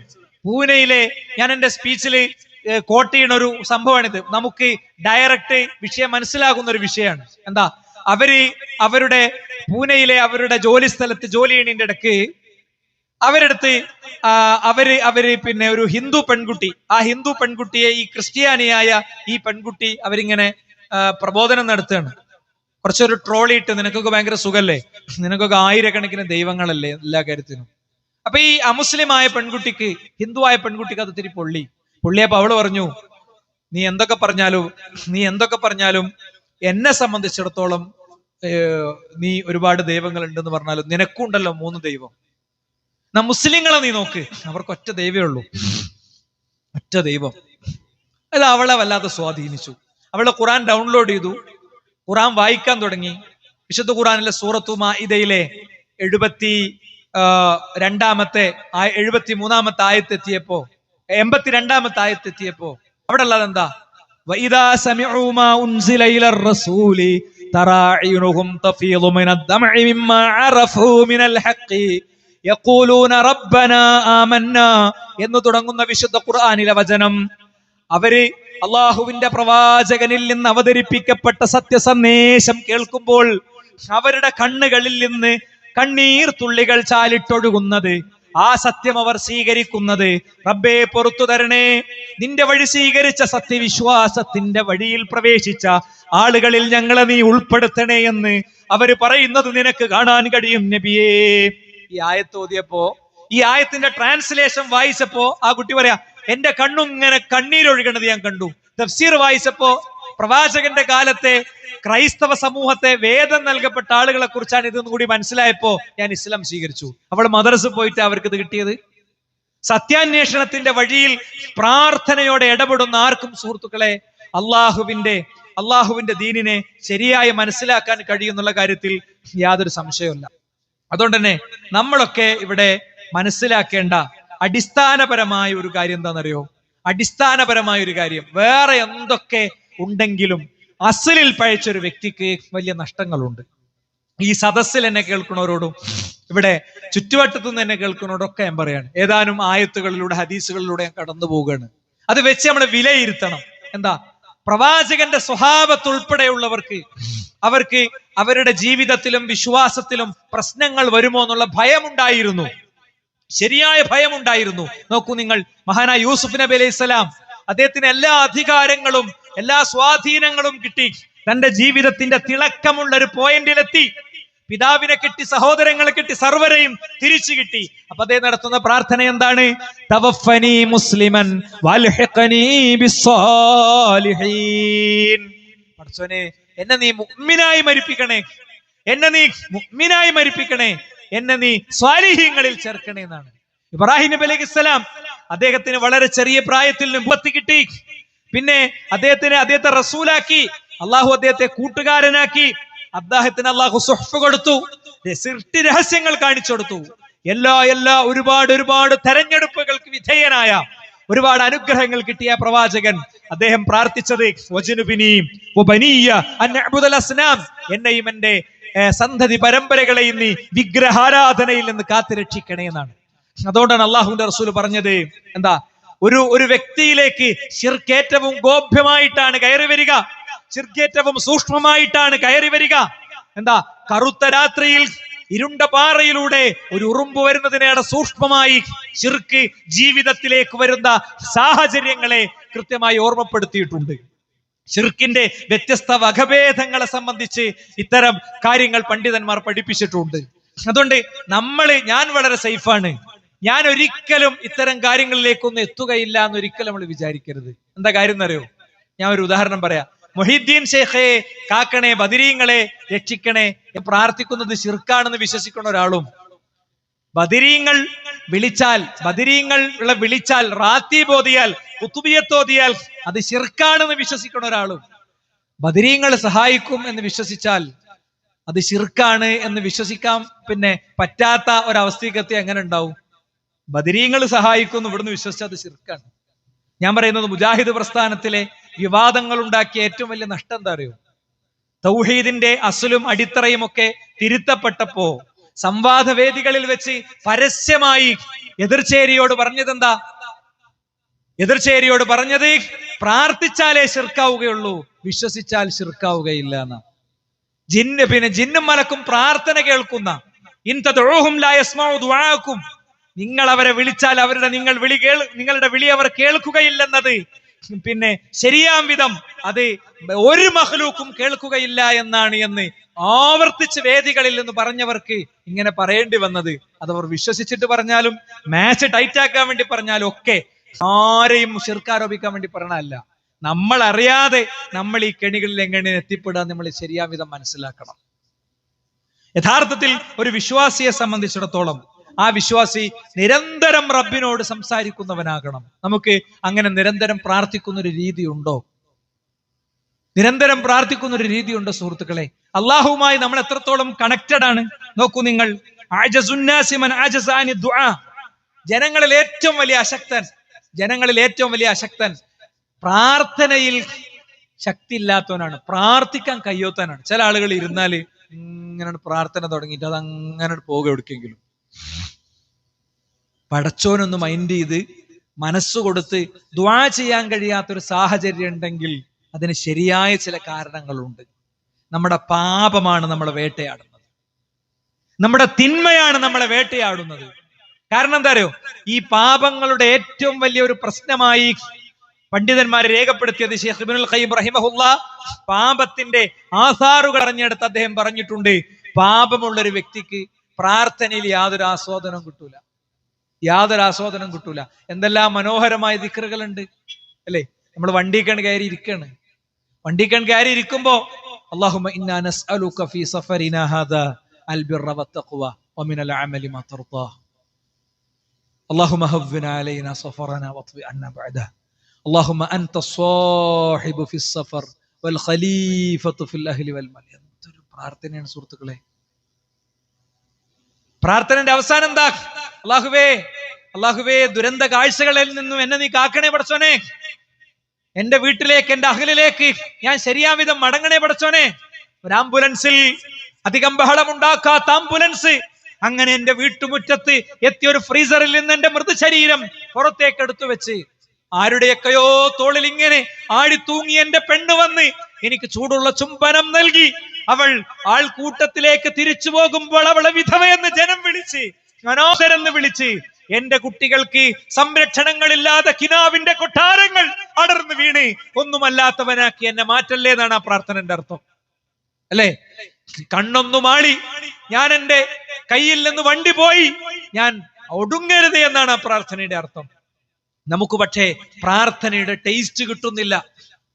ലാ ഇലാഹ ഇല്ലല്ലാഹുൽ അലീമുൽ ഹലീം, ലാ ഇലാഹ ഇല്ലല്ലാഹു റബ്ബുൽ അർശിൽ കരീം. എന്താ? കർബിന്റെ ദുആയാണ്. പ്രയാസങ്ങൾ അനുഭവിക്കുന്ന ഒരു വ്യക്തി ആ പ്രയാസങ്ങളിൽ നിന്ന് രക്ഷ തേടാൻ വേണ്ടി നടത്തുന്ന ദുആയാണ്. മഹാനായ റസൂലുള്ളാഹി സ്വല്ലല്ലാഹി അലൈഹി വസല്ലം തങ്ങളുടെ ഈ ദുആ അത് മുജറബായ ദുആയാണ് എന്ന് പറഞ്ഞാൽ അത് ബോധ്യപ്പെട്ട് അനുഭവം പറഞ്ഞവരുണ്ട്. മഹാനായ ഹസനുൽ ബസരി റഹിമഹുല്ലാ പറയാ, അദ്ദേഹം ആ കാലഘട്ടത്തിലെ ഒരു ഭരണാധികാരി ആയിരുന്നു ഹജ്ജാജ് ബിൻ യൂസുഫ്. ഹജ്ജാജിന്റെ മിനിമം ശിക്ഷ കഴുത്ത് പുറത്ത് കിടലാണ്, കഴുത്തെടുത്തിട്ട് ഓടലും വന്ന് മാറ്റലാണ്. അപ്പൊ അദ്ദേഹത്തിന് നസീഹത്ത് കൊടുക്കാൻ പോവുക. അയിമ്മത്തിനുള്ള നസീഹത്ത് അവരുടെ അടുത്ത് ചെന്നിട്ടാ. ഭരണാധികാരിക്കുള്ള, മുസ്ലിം ഭരണാധികാരിക്കുള്ള നസീഹത്ത് മുസ്ലിം ഭരണാധികാരിക്ക് മാത്രമല്ല, മുഖ്യമന്ത്രിയോട് ഒരു കാര്യം നേരിട്ട് പറയാൻ പറ്റുമെങ്കിൽ ആദ്യം നേരിട്ട് പറയാൻ വേണ്ടത്. ആദ്യം നേരിട്ട് പറയാ വേണ്ടത്, എന്നിട്ട് തന്നെ തിരുത്തണ്ട്. പലപ്പോഴും ആക്സസ് ഇല്ലാത്തതുകൊണ്ട് പബ്ലിക്കായി പറയുന്നു എന്ന് മാത്രം, അല്ലേ? ഏതായാലും സുഹൃത്തുക്കളെ, വാർഡ് മെമ്പറോട് പറയാനുള്ളത് മൂപ്പര് കുഴപ്പം നേരിട്ട് പറയാം. പള്ളി സെക്രട്ടറിനോട് പറയാനുള്ളത് നേരിട്ടാണ് ആദ്യം പറയേണ്ടത്, അടുത്ത് എന്നിട്ടാ പറയേണ്ടത്. എന്നിട്ടേ അതിന് പരിഹാരമില്ലെങ്കിൽ പിന്നെ അതിന്റെ അടുത്ത വഴികൾ ചിന്തിക്കണ്ടുള്ളൂ. അപ്പൊ ഇത് ഉപദേശിക്കാൻ വേണ്ടി ചെന്നപ്പോ ഹജ്ജാജ് പറയാ, ഞാൻ നിന്നെ വാതിൽക്ക് കണ്ടപ്പോ നിന്റെ കഴുത്തെടുക്കാൻ തീരുമാനിച്ചതാ, പക്ഷേ ഇങ്ങോട്ട് എത്തിയപ്പോ നീ എനിക്ക് ഏറ്റവും പ്രിയപ്പെട്ട ഒരാളായി. എന്താ കാരണം? അദ്ദേഹം പറയാം, ഞാൻ ഈ ദിക്റ് ചൊല്ലിയിട്ടാ പോകുന്നത്. പല ഏടും പല ദിക്റും പല പരിപാടിയായിട്ട് നടക്കാണ് സമുദായം, അല്ലേ? അത്ഭുത പ്രാപ്തിയുള്ള പ്രതികരണങ്ങളുള്ള എത്രയോ ദിക്റുകളുണ്ട്. പക്ഷെ ഈ ദിക്റൊന്നും സമുദായത്തിന്റെ തലച്ചോർക്ക് ചെല്ലൂല. പിശാച് എന്താ? കുറെ ഏടുകൾ കയ്യിൽ കൊടുത്തിരിക്കുകയാണ്. ആ ഏടുകളിലുള്ളത് അങ്ങനെ ചൊല്ലുകയാണ്, അല്ലെ? ആ ഏടുകൾ അങ്ങനെ ചൊല്ലുകയാണ്. ഇന്നലെ ഞാൻ കുടുംബമായിട്ട് ഇങ്ങനെ പാസ് ചെയ്യുമ്പോ ഒരു പള്ളി മുനാരത്ത് നിന്ന് കേട്ടൊരു ഒരു വാചകണ്ട്. എന്താ? ദാഹം മൗത്തത് കൂട്ടിടും, ഇബ്ലീസ് കൂസിനെ കാട്ടിടും, നേരം ലഈനവനാട്ടുവാൻ ബദരീങ്ങളാൽ തുണ റബ്ബനാ. എന്താണ് ഈ സമുദായം പറയണത്? ഈ പറയണത് എന്താന്ന് പോലും മനസ്സിലാക്കാതെ അങ്ങനെ അതിന്റെ കൂടെ ഇരുന്ന് ആടി ചൊല്ലാണ്. മലക്കുൽ മൗത്ത് വന്ന് ദാഹജലം പിന്നെ അതിശക്തമായി ആവശ്യമുള്ളൊരു നേരം മലക്കുൽ മൗത്ത് വന്നിരിക്കുകയാണ്. അപ്പോ ആ ദാഹത്തിന്റെ നേരത്ത് ഇബ്ലീസ് കൂസിനെ കാണിച്ചിടും, ഇബ്ലീസ് കൂസിനെ കാട്ടിടും, പാത്രം തരും, ദാ കുടിച്ചോന്ന് പറയും. അപ്പൊ ഇബ്ലീസിന്റെ പാത്രം ഇല്ലാതെ രക്ഷപ്പെടുത്താൻ വേണ്ട സൗകര്യങ്ങൾ ചെയ്തു തരണമെന്ന് അള്ളാഹു അല്ലാത്തവരുടെ മുന്നിൽ പ്രാർത്ഥനാവാചകം വെക്കുന്ന സമുദായം, അതാണ് നമ്മുടെ മുന്നിലുള്ളത്. അള്ളാഹുവിന്റെ റസൂൽ സ്വല്ലല്ലാഹു അലൈഹി വസല്ലം തങ്ങൾ നമ്മളെ പഠിപ്പിച്ചത് എന്താ? പ്രവാചകന്റെ സ്വഹാബത്ത് പഠിപ്പിച്ചത് എന്താ? സുഹൃത്തുക്കളെ, സമുദായം ഇങ്ങനെ ആലോചിക്കുന്നുണ്ടോ? അള്ളാഹുവോട് പ്രാർത്ഥിക്കുന്നില്ല, അദ്കാറുകളില്ല, ശരിയായ തേട്ടങ്ങളില്ല, പലപ്പോഴും പുറത്താണ്. പണ്ഡിതന്മാർ രേഖപ്പെടുത്തിയത് യക്ഫി മിന ദുആഇ മഅൽ ബിർരി കമാ യക്ഫി അത്അം മഅൽ മിൽഹി. എന്താ? ഓരോ നന്മകൾക്കുമൊപ്പം പ്രാർത്ഥനകൾ ഉണ്ടാകണം, ഭക്ഷണത്തിന്റെ കൂടെ ഉപ്പുള്ളതുപോലെ എന്ന് കൃത്യമായി പഠിപ്പിക്കപ്പെട്ടത് നമുക്ക് കാണാൻ കഴിയും. അത്രയും പ്രാർത്ഥന നിർദ്ദേശിക്കപ്പെട്ടിട്ടുണ്ട്. മാത്രല്ല, ഹുദൈഫ റളിയല്ലാഹു അൻഹു ഉദ്ധരിക്കുന്ന ഒരു വാചകത്തിൽ കാണാം, ജനങ്ങൾക്കൊരു കാലം വരാനുണ്ട്, മുങ്ങി മരിക്കുന്ന ഒരു വ്യക്തി, ആ മുങ്ങി മരിക്കുന്ന നേരത്തെ എത്ര ആത്മാർത്ഥമായി അവൻ രക്ഷപ്പെടാൻ വേണ്ടി പ്രാർത്ഥിക്കുന്നുവോ, അതുപോലെ പ്രാർത്ഥിക്കാത്ത ഒരാൾക്ക് പ്രാർത്ഥനയ്ക്കുത്തരം കിട്ടാത്ത ഒരു കാലം വരാനുണ്ടെന്ന് മഹാനായ പ്രവാചകന്റെ സ്വഹാബി ഹുദൈഫ റളിയല്ലാഹു അൻഹു അദ്ദേഹത്തിലേക്ക് എത്തുന്ന ഒരു വാചകത്തിൽ നമുക്ക് കാണാൻ സാധിക്കും. മാത്രല്ല, പ്രാർത്ഥനയ്ക്ക് ഉത്തരം കിട്ടാതിരിക്കുമ്പോൾ, അല്ലെങ്കിൽ ഉത്തരം കിട്ടിയിട്ടില്ല എന്ന് തോന്നുമ്പോൾ അത് ഉപേക്ഷിക്കുകയാണോ വേണ്ടത്? പണ്ഡിതന്മാര് രേഖപ്പെടുത്തിയത് കുൻ മിസ്ല സ്വബിയ്യി ഇദസ്തഹാ അലാ അബവൈഹി ശഹവതൻ. ഒരു കുട്ടി അവന്റെ മാതാപിതാക്കളിൽ നിന്ന് എന്തെങ്കിലും ഒരു കാര്യം കിട്ടണമെന്ന് ആഗ്രഹമുണ്ട്. ഫലം യുമക്കിന്നാഹു, ആ വ്യക്തിക്ക് ആ രണ്ട് മാതാപിതാക്കൾ ആ കുട്ടിക്ക് അത് നേടിക്കൊടുത്തിട്ടില്ലെങ്കിൽ അത് കിട്ടാൻ വേണ്ടി അവൻ അങ്ങനെ ഇരുന്ന് കരയും. ഫകുൻ അൻത മിസ്ലഹു, നിന്റെ റബ്ബിന്റെ മുന്നിൽ നീ അങ്ങനെയാണ് ആകേണ്ടത്. ഫൈദാ സഅൽത റബ്ബക ഫലം യുഅതിക, നീ നിന്റെ റബ്ബിനോട് കുഞ്ഞിനെ ചോദിച്ചു, നിന്റെ മകൾക്ക് പറ്റിയ ഒരു വരനെ ചോദിച്ചു, നിന്റെ മകന് പറ്റിയ ഒരു ആൺകുട്ടിയെ ചോദിച്ചു, ചോർന്നൊരിക്കുന്ന വീട്ടിൽ നിന്നും താമസം മാറുന്ന ഒരു ദിവസത്തെ ചോദിച്ചു, നിന്റെ സങ്കടങ്ങൾക്കുള്ള പരിഹാരം ചോദിച്ചു, നീ ആശ്വാസങ്ങൾ ചോദിച്ചു, നൊമ്പരങ്ങളില്ലാത്ത രാവുകൾ ചോദിച്ചു, വേദനകളില്ലാത്ത ജീവിതം ചോദിച്ചു. നിനക്ക് കിട്ടിയില്ലെങ്കിൽ നീ എന്ത് ചെയ്യണം? കരഞ്ഞിരുന്ന് ആ കാര്യം നേടും വരെ കരയുന്ന ആ കുട്ടിയെ പോലെ നീയാകണം. നിന്റെ ആ കാര്യം നേടിത്തരും വരെ റബ്ബിനോട് നീ ചോദിച്ചു കൊണ്ടിരിക്കണം. അല്ലാഹു സുബ്ഹാനഹു വ തആല എന്താ പറഞ്ഞത്? വൈദാ സഅലക ഇബാദി അന്നി വഇന്നി ഖരീബ് ഉജീബു ദഅവത ദാഇ ഇദാ ദഅൻ ഫലസ്തജീബൂ ലീ വൽയുമിനൂ ബി ലഅല്ലഹും യർശുദൂൻ. ഈ പരിപാടിയുടെ വേദിക്കും പുറത്ത് മുജാഹിദ് പ്രസ്ഥാനത്തിനേറെ കാലത്തെ ചരിത്രമുള്ള ഈ നാട്ടിൽ ജീവിച്ചിട്ടും മുഹീദ്ദീൻ ശൈഖിനോട് പ്രാർത്ഥിക്കാം, തേടാം. ജാറത്തിങ്ങൾ പോകാം, മേലസ് കെട്ടാം, മാലയും മൗലൂദും ഒക്കെ ആകാമെന്ന് ചിന്തിക്കുന്ന ആരെങ്കിലും എന്നെ കേൾക്കുന്നുണ്ടെങ്കിൽ ഞാനൊരു 89 ആയത്തോതി ഈ സംസാരം അവിടെ അവസാനിപ്പിക്കുകയാണ്. ഈ ആയത്തിന്റെ അർത്ഥം നിങ്ങൾ ഏതെങ്കിലും ഒരു സുന്നി ഉസ്താദിന്റെ പരിഭാഷ എടുത്ത് നോക്കുക. വലിയ ഖാലിംബിച്ച് കുത്തങ്ങൾ, അബ്ദുറഹ്മാൻ മഖ്ദൂമി പൊന്നാനി, അല്ലെ, അബ്ദുള്ള മൗലവി, ഇങ്ങനെ ഒരുപാട് ആളുകൾക്ക് പരിഭാഷകളുണ്ട്. ആ പരിഭാഷ എടുത്ത് നോക്കുക. സൂറത്ത് ബഖറയിലെ 186 ഞാൻ ആദ്യം ഉദ്ധരിച്ചത്.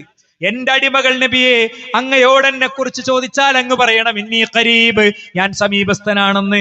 ഉജീബു ദഅവത ദാഇ ഇദാ ദഅൻ, എന്നോട് പ്രാർത്ഥിക്കുന്നവരുടെ പ്രാർത്ഥനയ്ക്ക് ഞാൻ അവർക്ക് ഉത്തരം നൽകും. ഫല്ലസ്തജീബൂലി, അവരെന്നോട് അതുകൊണ്ട് തന്നെ പ്രാർത്ഥിക്കട്ടെ. വഖാല റബ്ബുക്കും ഉദ്ഉനി യസ്തജിബ് ലക്കും, എന്റെ റബ്ബ് പറഞ്ഞിരിക്കുന്നു, ഞാൻ നിങ്ങൾക്ക് ഉത്തരം നൽകുമെന്ന്. ഇന്നല്ലദീന യസ്തക്ബിറൂന അൻ ഇബാദതി, എന്നോട് ആരാധിക്കാതെ പ്രാർത്ഥിക്കാതെ ധിക്കാരികളായി പോകുന്നവരുടെ സ്ഥാനം നരകമാണെന്ന് അങ്ങ് പറയണം നബിയെ. 40-ാമത്തെ അധ്യായത്തിലെ 60-ാമത്തെ വചനത്തിൽ ഖുർആൻ പറയുന്നു. ഇനി ആളുകൾ പൊതുവെ ചിന്തിക്കും, പ്രാർത്ഥിക്കാനൊക്കെ പറഞ്ഞാലും ഞങ്ങളൊക്കെ പാപികളല്ലേ, ഞങ്ങൾ തെറ്റ് ചെയ്യുന്നവരല്ലേ, ഞങ്ങൾ കുറ്റം ചെയ്തവരല്ലേ, ഞാൻ എൻ്റെ ഭാര്യയുടെ ഗർഭപാത്രത്തിലെ കുഞ്ഞിനെ അബോർഷൻ നടത്തിയവനല്ലേ, ഞാൻ എൻ്റെ യുവത്വ കാലഘട്ടത്തിൽ മദ്യപിച്ചവനല്ലേ, എനിക്ക് പലിശയുടെ പരിപാടി ഉണ്ടായിരുന്നില്ലേ, എൻ്റെ കച്ചവടത്തിൽ തട്ടിപ്പുകളില്ലേ, ഞാൻ അള്ളാഹുവോട് കൂറില്ലാതെ ജീവിച്ചവനല്ലേ, ഞാൻ തേടിയാൽ എൻ്റെ റബ്ബ് കേൾക്കുമോ? ഖുൽ യാ ഇബാദിയല്ലദീന അസ്റഫൂ അലാ അൻഫുസിഹിം, സ്വന്തം നഫ്സുകളോട് അതിക്രമം പ്രവർത്തിച്ച എന്റെ അടിമകളോട് അങ്ങ് പറയണം നബിയെ, ലാ തഖ്നതൂ മിർ റഹ്മത്തില്ലാ, അല്ലാഹുവിന്റെ അനുഗ്രഹങ്ങളിൽ നിന്ന് നിങ്ങൾ നിരാശരായി പോകരുത്. ഇന്നല്ലാഹ യഗ്ഫിറുദ് ദുനൂബ ജമീഅ, അല്ലാഹു എല്ലാ പാപങ്ങളും പുറത്തു കൊടുക്കുന്നവനാണ്. ഇന്നഹു ഹുവൽ ഗഫൂറുർ റഹീം, അവന് പൊറുക്കുന്നവനും റഹീമുമായ റബ്ബാണ് എന്ന് അടിമകളെ നിങ്ങൾ മനസ്സിലാക്കണം.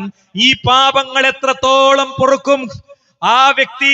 ബിഖുറാബിൽ അർളി ഖതായാ, ഒരു ഭൂമിയുടെ താഴ്വാരം മുഴുവൻ തിന്മയുമായവൻ വന്നാലും യഥാർത്ഥ പശ്ചാത്താപമുണ്ടെങ്കിൽ അത് മുഴുവൻ അള്ളാഹു അവന് നന്മയാക്കി കൊടുക്കുകയും അവന് പുറത്തു കൊടുക്കുകയും ചെയ്യും. 100 പേരെ കൊന്ന വ്യക്തിക്ക് പശ്ചാത്താപം കൊടുത്ത ചരിത്രം എന്തിന് കൊണ്ടുവന്നു?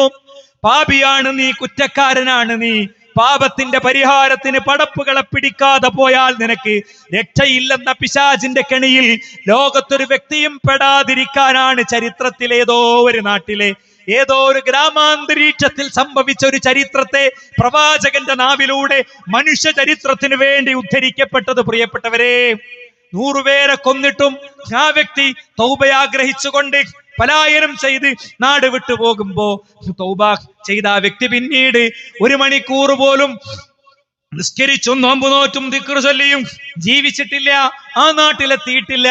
റഹ്മത്തിന്റെ മലക്കുകളും നിഖമത്തിന്റെ മലക്കുകളും തമ്മിൽ തർക്കം വന്നപ്പോ അയാൾ എത്ര ദൂരമാണോ ഈ പാപം ചെയ്ത നാട്ടിലേക്കാണ് അയാളുടെ സഞ്ചാര ദൂരം കൂടുതലെങ്കിൽ അയാളുടെ മരണം അവിശ്വാസത്തിന്റെ മരണമായും, അതല്ല നിർദ്ദേശിക്കപ്പെട്ട തൗബ ചെയ്ത് മാറി താമസിക്കാൻ പറഞ്ഞ നാട്ടിലേക്കാണ് ദൂരം കുറവെങ്കിൽ ആ നാട്ടിലേക്കുള്ള യാത്രക്കിടയിൽ മരിച്ച ആ വ്യക്തിയെ സന്തോഷത്തിന്റെ നന്മയുടെ മലക്കുകൾ, റഹ്മത്തിന്റെ മലക്കുകൾ അദ്ദേഹത്തിന്റെ റൂഹുമായി പോകട്ടെ എന്നും നിർദ്ദേശിക്കപ്പെട്ട ചരിത്രം തന്നത് എന്തിനാ? അള്ളാഹുവിന് തീരുമാനിക്കണമെങ്കിൽ അളവുകോലുകളോ ഇത്തരം കാര്യങ്ങളോ ഒന്നും ആവശ്യമില്ല. നമുക്കതിൽ പാഠങ്ങളുണ്ട്. പാഠങ്ങൾ നമ്മൾ ഉൾക്കൊള്ളണം. ഇസ്തിഗ്ഫാർ ജീവിതത്തിൽ ഉണ്ടാകണം. ഞാനൊരു ദിവസം 100 വട്ടം അസ്തഗ്ഫിറുല്ലാ പറയുമെന്ന് മുഹമ്മദ് റസൂലുള്ളാഹി സ്വല്ലല്ലാഹു അലൈഹി വസല്ലം ലോകത്തോട് പറഞ്ഞത് എന്തിനാ? നിരന്തരം ഇസ്തിഗ്ഫാറിന്റെയും തൗബയുടെയും ഒരു സന്ദേശം അവിടെ പഠിപ്പിക്കപ്പെട്ടിട്ടുണ്ട്. പലപ്പോഴും എന്താ അറിയോ, പലപ്പോഴും ചോദിച്ച കാര്യം കിട്ടാതിരിക്കുമ്പോ വേഗം പരിഹാരം തേടി പോവുകയാണ് ചെയ്യുക, വേറെ പലയിടത്തും. എന്നാൽ വിശ്വാസികൾക്ക് അല്ലാഹു ഒരു പ്രാർത്ഥനയ്ക്ക് എങ്ങനെ ഉത്തരം കൊടുക്കുക? മാമിൻ മുസ്ലിമിൻ യദ്ഉല്ലാഹ ബിദഅവത്തിൻ ലൈസ ഫീഹാ ഇസ്മുൻ വലാ ഖതിഅതു റഹ്മിൻ, പാപം ചെയ്യാനുള്ള അവസരം ചോദിച്ചുകൊണ്ട്, വ്യഭിചരിക്കാൻ അവസരം തരണേ എന്ന് ചോദിച്ചുകൊണ്ട്, അല്ലെങ്കിൽ എളാപ്പയുമായുള്ള കുടുംബ ബന്ധം പൊളിച്ചു തരണേ എന്ന് ചോദിച്ചുകൊണ്ട്, ഇങ്ങനെയുള്ളതല്ലാത്ത തേട്ടം നടത്തുന്ന ഒരു വ്യക്തിക്ക് 3 രീതിയിലാണ് ഉത്തരം. ഇമ്മ അൻ തുഅജ്ജല ലഹു ദഅവതുഹു, ഒന്നുകിൽ ചോദിച്ചപ്പോ തന്നെ ആ ചോദിച്ച ചോദ്യത്തിന്റെ ഉത്തരം കിട്ടി. ചോദിച്ചപ്പോ തന്നെ ആ ചോദ്യത്തിന്റെ ഉത്തരം കിട്ടി. ഇവിടെ തൃശ്ശൂർ ജില്ലയിലുള്ള എൻ്റെ ഒരു സുഹൃത്ത് അദ്ദേഹം ഒരു ദിവസം രാത്രി വിളിച്ച് ഭയങ്കര കരച്ചില്. എന്താ? അദ്ദേഹത്തിന്റെ ഉപ്പാക്ക് ക്യാൻസർ ഡിറ്റക്ട് ചെയ്തിരിക്കുന്നു, ക്യാൻസർ ആണ്. അപ്പൊ അളിയൻ കുറച്ച് ദിവസങ്ങൾക്ക് മുമ്പാ മരിച്ചത്. പെങ്ങളെ നോക്കണം. ഉമ്മ ഓൾറെഡി രോഗിയാണ്, അദ്ദേഹത്തിനാണെങ്കിൽ ഒരുപാട് കടമുണ്ട്, നാട്ടുകാരുടെ മുമ്പിൽ ഇറങ്ങാൻ പറ്റാത്ത അവസ്ഥയാണ്, ബിസിനസ് പൊളിഞ്ഞതാണ്, അങ്ങനത്തെ ഒരാൾക്കാണ്. ഞാൻ അദ്ദേഹത്തോട് പറഞ്ഞു, ഈ രാത്രി ഇത് 12 മണി കഴിഞ്ഞു, ഇത് അർദ്ധരാത്രിയാണ്, ഇനി ഇതേ രാത്രിയുടെ 1/3 ഒരു അവസ്ഥയും കൂടി ഉണ്ട്. ചോദിച്ചോളി, ഞാൻ ഉത്തരം തരാൻ തരേണ്ട അവസ്ഥ. നിങ്ങൾ പ്രാർത്ഥിച്ചോളി, സുജൂദ് കിടന്നിട്ട് നല്ലോണം പച്ച മലയാളത്തിൽ പറയാനുള്ളതാണ് പറയും. നല്ലോണം നേരം വെളുക്കുമ്പോൾ തന്നെ അട്ടി മറിഞ്ഞോളൂ. ഞാനും വളരെ ഇമോഷണലായിരുന്നു, അദ്ദേഹം ഇമോഷണലായിരുന്നു. അദ്ദേഹം ഡോക്ടർ ഗംഗാധരന്റെ അടുത്ത് സെക്കൻഡ് ഒപ്പീനിയന് വേണ്ടി പോവാണ്. അപ്പൊ അവിടുത്തെ പോളിസി പ്രകാരം വീണ്ടും ഒരു ഇത് സജസ്റ്റ് ചെയ്തു, വീണ്ടും ഒരു CT MRI ഒക്കെ സജസ്റ്റ് ചെയ്തു. നോക്കിയിട്ട് ഈ രോഗിക്ക് ഒരു പ്രശ്നമില്ല, കോട്ടക്കൽ നാരിസ്മലിനെ കൊണ്ടുപോകുമ്പോ ഡോക്ടർ കബീർ ഇതവിടെ എത്തും എന്നൊരു ഉറപ്പില്ല, മെഡിക്കലി എന്നാണ് അദ്ദേഹത്തിന്റെ പ്രയോഗം. അത് കേട്ടാണ് നമ്മൾ പോണത്. എത്രയോ മനുഷ്യന്മാരുടെ ദുആയാണ് സുഹൃത്തുക്കളെ അദ്ദേഹം ജീവിതത്തിലേക്ക് തിരിച്ചു വന്നുകൊണ്ടിരിക്കുകയാണ്. അതുകൊണ്ടേ പടച്ചോൻ തരും. നിങ്ങൾ വിശ്വസിക്കുമെന്ന് എനിക്കറിയില്ല. നമ്മളെ പരിപാടിയൊക്കെ റെക്കോർഡ് ചെയ്യാൻ വരണേ ഒരു സുഹൃത്തുണ്ട്, പരിപാടി ഒക്കെ റെക്കോർഡ് ചെയ്യാൻ വരണേ എൻ്റെ സുഹൃത്ത് ഇക്ബാൽ. ഞാൻ പേര് വെളിപ്പെടുത്തണം, ഇനി പറയാൻ പോണ കാര്യം ചിലപ്പം അങ്ങനെ തന്നെ ആളുകൾ എത്രത്തോളം ഉൾക്കൊള്ളുമെന്ന് എനിക്കറിയില്ല. അതുകൊണ്ടാണ്. അദ്ദേഹത്തിന്റെ ജ്യേഷ്ഠൻ ജമാൽ സാഹിബ്, ഞങ്ങളെ ഒന്നിച്ചൊരു യാത്ര പോകുമ്പോ എറണാകുളത്ത് എത്തേണ്ടതിലേറെ 1.5 മണിക്കൂർ ലൈറ്റ് ആയിട്ടാണ് ഞങ്ങൾ പോകുന്നത്. അപ്പൊ ഞാൻ പറഞ്ഞു, നമ്മളാണ് പ്രാർത്ഥിച്ച ഈ ദുആഉ സഫറിലൊരു വാചകമുണ്ട്, ഞങ്ങളുടെ ദൂരം ഞങ്ങൾക്ക് നീ ചുരുക്കി കൊണ്ട് പഠിച്ചോനെ. ഇങ്ങനെ ദൂരം ചുരുക്കി തരല്, 100 കിലോമീറ്റർ ഉള്ളത് 50 കിലോമീറ്റർ ആക്കി തരാൻ പറ്റില്ല. 100 കിലോമീറ്ററിന്റെ വേഗം 100 കിലോമീറ്ററിന്റെ യാത്ര അത് 50 കിലോമീറ്ററിന്റെ ഇഫക്റ്റിൽ തീർത്തരാൻ പഠിച്ചോന് പറ്റും. ബ്ലോക്ക് ഒന്നും ഇല്ലായിരുന്നാൽ മതി, വഴി എളുപ്പമായി കിട്ടിയാൽ മതി അല്ലെ. അപ്പൊ അദ്ദേഹം പറഞ്ഞു, നടക്കുന്നു, പ്രാർത്ഥിച്ച നടക്കുന്നു. എന്റെ അനിയൻ ഇക്ബാൽ ജനിച്ച ഉടനെ ഉമ്മ മരിച്ചുപോയി. ജനിച്ചു 3-ാം ദിവസം ഉമ്മ മരിച്ചുപോയി. അപ്പം മൂത്ത കാക്കാക്ക് 11 വയസ്സ്, അതിന്റെ താഴെയാണ് ഞങ്ങളൊക്കെ. പറഞ്ഞ വയസ്സിലൊക്കെ ചെറിയ വ്യത്യാസം ചിലപ്പോൾ ഉണ്ടാവും, ഓർമ്മീന്ന് എടുത്ത് പറയണേ. 3-4 കുട്ടികൾ, ഏറ്റവും ഇളയ കുട്ടിക്ക് 3 വയസ്സ്, 3 ദിവസം പ്രായം. അപ്പോ ആ ഒരു വീട്ടുമുറ്റത്തിന്റെ അവസ്ഥ എന്തായിരിക്കും? ഒരു കുഞ്ഞിങ്ങനെ പാലിനു വേണ്ടി കരഞ്ഞുകൊണ്ടിരിക്കുന്നു, ഉള്ളിൽ നിന്നൊരു കുഞ്ഞു കരച്ചിൽ കേൾക്കാം. ഒരു മയ്യത്ത് തൂവെള്ള തുണിയിൽ അങ്ങനെ പൊതിഞ്ഞു കിടത്തിയിരിക്കുന്നു. മറ്റു മക്കൾ എന്താണ് സംഭവിച്ചതെന്ന് അറിയാതെ 11ഉം 7ഉം ഒക്കെ വയസ്സുള്ള കുട്ടികൾ ഇങ്ങനെ നോക്കി നിൽക്കുന്നു. അപ്പോ ഈ കുഞ്ഞിന്റെ വല്യമ്മ, ഇക്ബാൽ ഖാന്റെ വല്യമ്മ, ഈ മരിച്ച സ്ത്രീയുടെ ഉമ്മ ഇങ്ങനെ കുഞ്ഞിനെ കയ്യിൽ വെച്ചിട്ട് ഇങ്ങനെ താലോലിച്ചുകൊണ്ടിരിക്കുകയാണ്. തന്റെ മകൾ മരിച്ച ദുഃഖം ഒരു ഭാഗത്ത്, ഇനി കൈക്കുഞ്ഞിനെ ഏറ്റെടുത്ത് ജീവിതം മുന്നോട്ട് കൊണ്ടുപോകുന്ന പരീക്ഷണങ്ങളെ കുറിച്ചുള്ള ചിന്ത വേറൊരു ഭാഗത്ത്. അപ്പൊ കുറച്ച് പ്രായമുള്ളൊരു സ്ത്രീ കുറച്ച് വൈകാരികമായിട്ട് പറഞ്ഞു, അനക്കുണ്ടല്ലോ പാൽ കൊടുക്കാൻ സംവിധാനം, പോയിട്ടാണ് കൊടുത്തോന്ന്. ഈ സ്ത്രീ, ഞാനോ? ജന്നെ. അപ്പൊ ചെന്നിട്ട്, അപ്പൊ ഇവരുടെ ഇളയ കുട്ടിക്ക് 17 വയസ്സോ മറ്റോ ആയിട്ടുണ്ട്. എന്നാ വർഷങ്ങൾക്ക് മുമ്പ് പാല് കൊടുത്താണ്. ഈ കുട്ടി, ഈ സ്ത്രീ ഇങ്ങനെ ഉണ്ട്, പാല് വെച്ചെടുത്തു, വലിച്ചാണ് കുടിച്ചു കേട്ടോ. 5 വയസ്സ് വരെ അദ്ദേഹം പാല് കുടിച്ചിട്ടുണ്ട് എന്ന് അദ്ദേഹത്തിന്റെ ജ്യേഷ്ഠൻ പറയാം. കാരണം അത് പടച്ചോൻ അവന് തന്നതാണ്. അവൻ എന്നാണോ നിർത്തുന്നത് അന്നേ എന്ത് ചെയ്യുള്ളൂ, ചെയ്യും. സഹോദരന്മാരെ, നമുക്ക് തോന്നും പ്രാർത്ഥനയ്ക്ക് ഉത്തരം കിട്ടാന്നൊക്കെ പറഞ്ഞ അങ്ങ് മദീനത്തുർ റസൂലിന്റെ മനോഹാരിതയിൽ അദ്കാറുകളും തഹ്ലീലുകളും തക്ബീറുകളും ഒരു തേനീച്ച മുഴക്കം പോലെ ഉയർന്ന മദീനയുടെ പശ്ചാത്തലത്തിൽ ഇസ്ലാമിന്റെ എല്ലാ നന്മകളും എക്സ്പയറി ആയി നമ്മൾ വിചാരിക്കും. ഒരിക്കലുമല്ല. നമ്മൾ റബ്ബിന്റെ അടുത്ത് കണ്ണും കാതും കൊടുത്ത് സംസാരിച്ച റബ്ബ് സ്വീകരിക്കുമെന്നത് റബ്ബിന്റെ വാക്കാ. അത് സ്വീകരിക്കണം. 1 രൂപ എങ്ങനെ? 1 രൂപ ചോദിച്ചാ അപ്പ കിട്ടും. മറ്റൊരു രൂപ എങ്ങനെ? ചോദിച്ചത് കിട്ടൂല, വേറൊന്ന് കിട്ടും. അപ്പാന്റെ ക്യാൻസർ മാറണേ എന്ന് പ്രാർത്ഥിച്ചു, മാറിയില്ല. പക്ഷേ സാധാരണ ഒരു ക്യാൻസർ രോഗിക്കുള്ള വേദനയും പ്രശ്നമൊന്നും ഇല്ലാതെ പാപ്പാന്റെ അസുഖം ആശ്വാസമായി. ചിലപ്പോൾ അതും ഉണ്ടായിട്ടുണ്ടാവില്ല. ഈ പ്രാർത്ഥന കൊണ്ട് വീട്ടിലെ വേറൊരാളുടെ ക്യാൻസർ ഇല്ലാത്ത അവസ്ഥ ഉണ്ടാകും. ഇനി മറ്റൊന്ന്, ഒന്നും ഉണ്ടായില്ല, മോനും ക്യാൻസറായി, പേരക്കുട്ടിക്കും ക്യാൻസറായി, കുടുംബത്തിലെല്ലാവരും ക്യാൻസറായി മരിച്ചാലും വിശ്വാസിക്ക് സങ്കടമൊന്നുമില്ല. ഈ പ്രാർത്ഥന നാളെ പരലോകത്ത് ഒരു ഇബാദത്തായി ഉണ്ടാകുമെന്ന്, കനം തൂങ്ങുന്ന ഒരു കർമ്മമായി ഉണ്ടാകുമെന്ന് നബി കരീം സല്ലല്ലാഹു അലൈഹി വസല്ലം തങ്ങൾ പഠിപ്പിച്ചു. അതുകൊണ്ട് നമ്മൾ ഓരോരുത്തരും മനസ്സിലാക്കുക. ഇതുപോലെ തന്നെ മറ്റൊരു കാര്യമാണ് ബിദ്അത്തുകൾ. എന്താ? വിദേർ ജീവിതത്തിൽ ഉണ്ടെങ്കിലുള്ള നഷ്ടം എന്താ? ഒരുപാട് നഷ്ടങ്ങൾ നമുക്ക് പറയാൻ പറ്റും. ഒരുപാട് നഷ്ടങ്ങൾ. ഞാൻ ഒന്ന് മാത്രം പറഞ്ഞ് അവസാനിപ്പിക്കാം. 10 നഷ്ടങ്ങൾ ഞാൻ നോട്ട് ചെയ്ത് വെച്ചിട്ടുണ്ട്. അതിൽ 10ാമത്തെ മാത്രം പറയാം. വിദേഹത്തെ ജീവിതത്തിലുള്ള വ്യക്തിക്ക് ഹൗദുൽ കൗസറിലെ വെള്ളം കിട്ടൂല. പ്രവാചകൻ സല്ലല്ലാഹു അലൈഹി വസല്ലം എന്തുമാത്രം കാരുണ്യം സമൂഹത്തോട് ചെയ്ത ആളാണ് അല്ലെ? തന്നെ കൊല്ലാൻ വന്ന വ്യക്തി മുന്നിൽ വന്നു. അപ്പൊ എന്തേ പോന്നു ചോദിച്ചു. അനിയനെ കാണാൻ പോകുന്നതാണ്, പിന്നെ നിങ്ങളോടൊന്ന് സംസാരിക്കാമെന്ന് വിചാരിച്ചു. പ്രവാചകൻ ചോദിച്ചു, നീയും ഉമൈറും അങ്ങ് ഹിജ്റ ഇസ്മായിലിരുന്ന് കഴിഞ്ഞ രാത്രി എന്നെ കൊല്ലാനുള്ള പ്ലാൻ ഉണ്ടാക്കി നിന്റെ അരയിൽ വിഷം പുരട്ടിയ കത്തിയിട്ട് വന്നതല്ലേ? കത്തി താഴെ വീണുപോയി. അയാൾ ഞെട്ടിപ്പോയി. നെഞ്ചിൽ പ്രവാചകൻ കൈവച്ചു. എന്റെ ഉള്ളിലെ വിരോധത്തിന്റെ അഗ്നിസ്ഫുലിംഗങ്ങൾ അവിടെ അവസാനിച്ചു എന്ന് ആ മനുഷ്യൻ പറഞ്ഞു. അദ്ദേഹം ഷഹാദത്ത് ചൊല്ലി. പ്രവാചകൻ വിട്ടുകൊടുത്തു. റസൂലുള്ളാഹി സ്വല്ലല്ലാഹി അലൈഹി വസല്ലം തങ്ങളെക്കെതിരെ എല്ലാ പദ്ധതി ഉണ്ടാക്കിയ വ്യക്തി അദ്ദേഹത്തിന് മാപ്പ് കൊടുത്ത് തിരിച്ചയക്കുമ്പോൾ പ്രവാചകൻ പറഞ്ഞു, മദീനയുടെ മാർക്കറ്റിൽ വെച്ച് കാണുമ്പോ നിങ്ങൾ തുറിച്ച നോട്ടം കൊണ്ടുപോലും അയാൾ ദ്രോഹിക്കരുത് എന്ന് പഠിപ്പിച്ചു. അങ്ങനെയൊക്കെ മാപ്പ് കൊടുത്ത റസൂലുള്ളാഹി ഹൗദുൽ കൗസറിന്റെ അടുത്ത് വരുന്ന ചില ആളുകളോട് എന്താ, നിങ്ങൾ വിട്ടുപോ, നിങ്ങൾ എന്നെ കാണണ്ട, എന്താ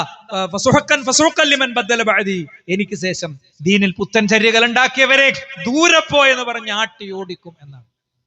എന്താ കാര്യം? ഇസ്ലാമിൽ പുതിയ ചര്യകൾ ഉണ്ടാക്കലാണ് പ്രശ്നം. ഇസ്ലാമിൽ പുതിയ സമ്പ്രദായങ്ങൾ. എന്താ ചെയ്യേണ്ടത്? അൽയൗമ അക്മൽതു ലക്കും ദീനക്കും വഅത്മംതു അലൈക്കും നിഅമതി വറളീതു ലക്കുമുൽ ഇസ്ലാമ ദീനാ. ഇസ്ലാമിനെ നിങ്ങൾക്ക് നാം സമ്പൂർണമായ ഒരു മതമായി നിങ്ങൾക്ക് നാം എന്ത് ചെയ്തിരിക്കുന്നു? നൽകിയിരിക്കുന്നു. അതിലെല്ലാം ഉണ്ട്, അതിലില്ലാത്ത ഒന്നുമില്ല. വയനാട് ദുരന്തത്തിൽ മരിച്ചു എന്ന് ഡെത്ത് സർട്ടിഫിക്കറ്റ് കിട്ടിയ ഒരാൾ 25 കൊല്ലത്തിന്റെ ശേഷം തിരിച്ചു വരികയാണ്. കാര്യം ഒന്നും അഹമ്മദല്ലേ വരുന്നേ, ഓ മരിച്ചു എന്നല്ലേ? അല്ല, ഞാൻ പിന്നെ നിലമ്പൂർക്കാട്ടുന്ന് അങ്ങനെ പോയി എന്ന് പറഞ്ഞു എന്ന് വിചാരിക്കുക. അയാളെ ഭാര്യ വേറൊരാൾക്ക് കല്യാണം കഴിച്ചു കൊടുത്തിട്ടുണ്ട്. അയാളെ സ്വത്തൊക്കെ ഓഹരി വെച്ചിട്ടുണ്ട്. അവിടെ മസ്അലുണ്ട് ഇസ്ലാമിൽ. എന്താ പരിഹാരം? ഇസ്ലാമിൽ ഇല്ലാത്ത ഒരു കാര്യമല്ല. എല്ലാറ്റിനും ഇസ്ലാമിൽ ഉത്തരമുണ്ട്. നമുക്ക് വല്ല വിഷയത്തിലും ക്ലാരിറ്റി ഇല്ലെങ്കിൽ അത് നമ്മുടെ പഠനത്തിന്റെ കുറവാണ്. അതുകൊണ്ട് ഇത്രയും ഉന്നതവും മഹോത്തരവുമായ ഒരു മതത്തെ അറിഞ്ഞും പഠിച്ചും ഉൾക്കൊണ്ടും നമ്മൾ പോകണം. ഒരു QHLS ക്ലാസ് നമുക്ക് വേണം. 1 മണിക്കൂർ ഖുർആൻ പഠിക്കണം. 1 മണിക്കൂർ ആഴ്ചയിൽ നിങ്ങൾ ഖുർആന് വേണ്ടി സ്വസ്ഥമായി മൊബൈൽ ഫോണൊക്കെ മാറ്റിവെച്ച് കൊടുത്താൽ 6 മാസം കഴിഞ്ഞാൽ ഒരു മാറ്റവും എനിക്കില്ല എന്ന് പറയുന്ന ഒരു അവസ്ഥയാണെങ്കിൽ നമ്മുടെ ഉള്ളിൽ ഒരു സീല് വീണു എന്നാലോചിക്കേണ്ടത്. സുഹൃത്തുക്കളെ, വെള്ളം ശരീരത്തിൽ വീണ സ്വാഭാവികം ചളി പോണ പോലെ ഖുർആനിന്റെ പഠനത്തിന് സാക്ഷിയായാൽ അത് ജീവിതത്തിൽ ഉണ്ടാക്കുന്ന അതിശക്തമായ പരിവർത്തനങ്ങളുണ്ട്. അതിന്നും തീർന്നിട്ടൊന്നുമില്ല. അതിന്നും ചരിത്രത്തെ അതിശക്തമായി നയിച്ചു മുന്നോട്ടുണ്ടോകണ്. ഞാൻ എന്റെ ഖുത്ബ കഴിഞ്ഞ ദിവസം തുടങ്ങിയത് ഒരു സംഭവം കൊണ്ടാണ്. എന്റെ അനിയൻ പറഞ്ഞൊരു സംഭവം കൊണ്ട്. അപ്പൊ അതിന്റെ അടിയിൽ ഒരാൾ വന്നിട്ട് ഇത് എനിക്ക് വിശ്വസിക്കാൻ പറ്റില്ലായിരുന്നു. യൂറോപ്പിലെ കമന്റ് നിങ്ങൾക്ക് കാണാം. അപ്പൊ എന്റെ അനിയൻ വന്നിട്ട് എന്റെ സോഴ്സൊക്കെ അയാൾക്ക് മറുപടി ആയിട്ട് കൊടുക്കണം കാണാം. എന്നാൽ യൂറോപ്പിലെ ഒരു തെരുവിൽ വിശന്ന് വലഞ്ഞിരിക്കുന്ന ഒരു മനുഷ്യൻ ഇങ്ങനെ പലരോടും യാചിക്കാണ്. ആരും ഭക്ഷണം കൊടുക്കണില്ല. പെട്ടെന്നൊരു മുസ്ലിമായ മനുഷ്യൻ വന്നിട്ട് അയാൾക്ക് ഭക്ഷണം വാങ്ങിക്കൊടുത്തു. വിശപ്പ് മാറിയപ്പോ ചോദിച്ചു, നിങ്ങൾ എന്തിനാ എനിക്ക് ഭക്ഷണം വാങ്ങി തന്നു? ഒരുപാട് വണ്ടികൾ അതിലെ പോയി, ഒരുപാട് മനുഷ്യന്മാർ പോയി, ആരും എനിക്ക് വാങ്ങി തന്നില്ലല്ലോ. അവൾ പറഞ്ഞു, ഭക്ഷണം ചോദിച്ചാക്ക് ഭക്ഷണം വാങ്ങിച്ചു കൊടുക്കൽ, പട്ടിണി കിടക്കണവനെ പരിഗണിക്കൽ, അത് എന്നെ പരിഗണിക്കലാണെന്ന് പടച്ചോൻ പറഞ്ഞിട്ടുണ്ട്. അത് ഞങ്ങൾ റസൂൽ പഠിപ്പിച്ചിട്ടുണ്ട്. ആ ഖുറാനും ആ ഹദീസും ആ പ്രവാചകനൊക്കെ ഈ കറുത്ത മനുഷ്യൻ പഠിക്കാൻ ശ്രമിച്ചു. അയാള് ഇസ്ലാം സ്വീകരിച്ചു. അയാൾ മദീന ഇസ്ലാമിക് യൂണിവേഴ്സിറ്റിയിൽ എന്റെ അനിയൻ പഠിക്കുന്ന ക്ലാസ് റൂമിൽ വന്ന് പഠിച്ച് അവിടുന്ന് പോയി. അയാൾ 2 പുസ്തകം എഴുതി. അതെന്തിനാ പറഞ്ഞറിയോ? ഖുർആനിന് ആ ഒരു ശക്തി ഇന്നുണ്ട്. അതിന്നും മാറ്റിക്കൊണ്ടിരിക്കുകയാണ്. 10,000ങ്ങളെ മാറ്റിക്കൊണ്ടിരിക്കുക. അങ്ങ് ഫലസ്തീനിൽ തവക്കൽതു അലല്ലാഹ് എന്ന് പറയുന്ന കുഞ്ഞിന്റെ വീഡിയോ കാണുമ്പോ അതിൽ അള്ള കണ്ടിട്ട്, ആകാശത്തെ ബോംബർ വിമാനങ്ങളെ പിടിക്കാത്തവരുടെ ധീരത കണ്ടിട്ട് മറ്റ് ലോകത്തിന്റെ എത്രയോ ഭാഗത്ത് സെലിബ്രിറ്റികൾ ഇസ്ലാം സ്വീകരിച്ചുകൊണ്ടിരിക്കുകയാണ്. പക്ഷേ നമുക്ക് ഖുർആൻ വേണ്ട. ഈ സമ്മേളനത്തിന്റെ ഗുണം കിട്ടണമെങ്കിൽ ആദ്യം നടക്കേണ്ട എന്താ അറിയോ? ഖുർആൻ QHLS ക്ലാസിന്റെ ഡേറ്റ് തീരുമാനിക്കണം. എല്ലാ മാസവും എല്ലാവർക്കും വിഷയങ്ങൾ വിശദമായി പഠിക്കാവുന്ന ഒരു വിജ്ഞാനവേദിയുടെ തലമുണ്ടാക്കണം. മണ്ഡലത്തിലൊന്നല്ല, വലിയൊരു പ്രദേശമാണ് നമ്മളത്. ഇവിടെ പെൺകുട്ടികൾക്ക്, വിവാഹപ്രായം എത്തിയ പെൺകുട്ടികൾക്ക് ഏറ്റവും ഒരു 3 മണിക്കൂറിന്റെ ക്ലാസ് കിട്ടാത്ത ഒരാൾ പോലും പറവണ്ണ മഹലില്ല എന്ന് ഉറപ്പുവരുത്താൻ കഴിയുക നമ്മുടെ കൂട്ടായ്മക്കാണ്. അതിനുള്ള ശക്തമായ മൊഡ്യൂൾ നമ്മളെടുത്തിട്ടുണ്ട്. മഹബന്റെ മൊഡ്യൂൾ ഉണ്ട്. യോഗം കൂടി തീരുമാനിക്കേണ്ട അതാ. എല്ലാ വീട്ടിലും സ്ത്രീകളാണ് കയറേണ്ടത്. +2 കഴിഞ്ഞ പ്രായമുള്ള മൊത്തം പെൺകുട്ടികളെ വിളിച്ചോണ്ടിരണം. അതിനെ പറ്റിയ ഫാക്കൽറ്റികളെ കൊണ്ടുവരണം. മഹബ്ബകൾ നമ്മൾ സംഘടിപ്പിക്കണം. ഇവിടുത്തെ മദ്യപിക്കുന്ന മനുഷ്യരുണ്ടാകും. സ്വകാര്യമായി അവരുടെ അടുത്ത് പോകണം. അവരാഗ്രഹിക്കുന്നുണ്ട്, മോചനം ആഗ്രഹിക്കുന്നുണ്ട്. കുടുംബ ബന്ധങ്ങൾ തകർന്നു കിടക്കുന്നുണ്ടെങ്കിൽ അവർക്കിടയിൽ സന്ധി സംഭാഷണങ്ങൾക്ക് തുടക്കമാകണം. അല്ലെ, മുജാഹിദ് പ്രസ്ഥാനത്തിന്റെ ചരിത്രത്തെ അപഗ്രഥിച്ചുകൊണ്ടുള്ള ക്ലാസ്സാണ്. ഷാനാസ് ഖാന്റെ ക്ലാസ് ആയിരിക്കും നിങ്ങളോട് ആദ്യം കേട്ടത്. മുസ്ലിം മഹല്ല് എന്ന് പറഞ്ഞാൽ അതാണ്. ആ മഹല്ലിന്റെ പള്ളി പോയി പറയുന്ന പറഞ്ഞ എന്താ, എന്തു പറഞ്ഞാലും പരിഹാരമുള്ള ഇടമാണ് പള്ളി. ആ പള്ളിയായി മാറാൻ നമുക്ക് കഴിയണം. അതിന് പറ്റുന്ന പ്രതിഭകൾ ഇവിടെ ഉണ്ട്. നേതൃപരമായ പങ്ക് നിർവഹിക്കാവുന്ന ആളുകളുണ്ട്. ഒക്കെ നമുക്ക് പരീക്ഷണമാണ്. തെക്കൻ കേരളത്തിലെ ദുർബലമായ ഒരു പ്രദേശത്തെ ആരുമില്ലാത്ത കണ്ണുരുട്ടി പേടിപ്പിക്കുന്ന, ചുറ്റുപാടുകളിൽ നിന്ന് കണ്ണുരുട്ടി പേടിപ്പിക്കുന്ന വില്ലേജ് ഓഫീസുകളും പഞ്ചായത്ത് ഓഫീസുകളും കയറി പൊളിറ്റിക്കൽ ഗുണ്ടായിസം കാണിക്കുന്ന എത്രയോ മഹല്ലുകളുണ്ട്. കഴിഞ്ഞ ദിവസം ഞാൻ പോയിട്ടുണ്ടായിരുന്നു ഒരു സ്ഥലത്ത്. 7 കൊല്ലാണ് പേപ്പർ നേരാക്കാൻ വേണ്ടി അവർ സമയമെടുത്തത്. നിസ്കരിക്കുന്ന സൊഫിൽ നിന്ന് നിസ്കാര കുപ്പായിട്ട സ്ത്രീകളടക്കം കളക്ടറുടെ ഓർഡർ വന്നപ്പോ എണീറ്റ് പോകേണ്ടി വന്ന 7 വർഷങ്ങൾക്കു ശേഷം അംഗീകാരം വാങ്ങി പ്രൗഢിയോടുകൂടെ പള്ളി നടത്തണവര്. അങ്ങനത്തെ ബുദ്ധിമുട്ടൊന്നും നമുക്കാർക്കുമില്ല. സ്ത്രീകളോട്, പെൺകുട്ടികളോട്, ചെറുപ്പക്കാരോട്, എല്ലാവരോടും ഞാൻ പറയാണ്, ആയുസ് കുറച്ച് മാത്രമേ ഉള്ളൂ. എപ്പോ വേണമെങ്കിലും അവസാനിക്കും. ഏത് നിമിഷവും അവസാനിക്കും. പിന്നെ കേവലം ഒരു മൃതശരീരം മാത്രമാണ് നമ്മൾ. ആളുകൾ 6 കാലുള്ള കട്ടിലിൽ ആൾക്കൂട്ടം തോളിൽ വെച്ച് നമ്മളെയും കൊണ്ട് ഇങ്ങനെ പോകും. അപ്പോ ഖദ്ദിമൂനി എന്നെ വേഗം കൊണ്ടുപോകൂ എന്ന് പറയണമെങ്കിൽ അമല് നമുക്ക് വേണം. തിരക്കാണ്, സമയമല്ല എന്നാണ്. യാ ഇബാദി തഫറൽ ഇബാദത്തി, എന്റെ അടിമകളെ, നിങ്ങൾ എന്റെ ഇബാദത്തിന്, എന്റെ കാര്യങ്ങൾക്ക് നിങ്ങൾ സമയം കണ്ടെത്തൂ എന്നാ പറഞ്ഞ്. അപ്പോ അസുദ്ദു ഫഖറക്, നിങ്ങളെ ദാരിദ്ര്യം ഞാൻ തടയുന്നതാണ്. അതുകൊണ്ട് ഉപജീവന കാര്യങ്ങൾ, കച്ചവടം, കൃഷി, ജോലി, ഇതൊന്നും തടസ്സമല്ല. പഠിക്കാൻ നമുക്ക് സംവിധാനങ്ങളുണ്ട്. പീസ് റേഡിയോ ഏറ്റവും ശക്തമായ സംവിധാനമാണ്. 75 രാഷ്ട്രങ്ങളിൽ നിന്നായി ആയിരങ്ങൾ പഠിക്കുന്ന വിശുദ്ധ ഖുർആനിന്റെ അന്നൂർ ഖുർആൻ പഠന സംരംഭം 14ാമത്തെ മൊഡ്യൂളിലേക്ക് കടന്നു. 164 ആയത്തുകൾ, 448 ക്ലാസുകൾ, 8840 മിനിറ്റുകൾ പഠിച്ചവർ നമുക്കിടയിലുണ്ട്. പരീക്ഷകളിൽ 98%, 99%, 99.7% 7 മാർക്ക് അവരെ വെച്ച് നമ്മൾ വൈവ നടത്തി റാങ്ക് ചെയ്താക്കളെ പ്രഖ്യാപിക്കുന്ന പ്രോസസ് ഇവിടെ നടക്കുന്നുണ്ട്.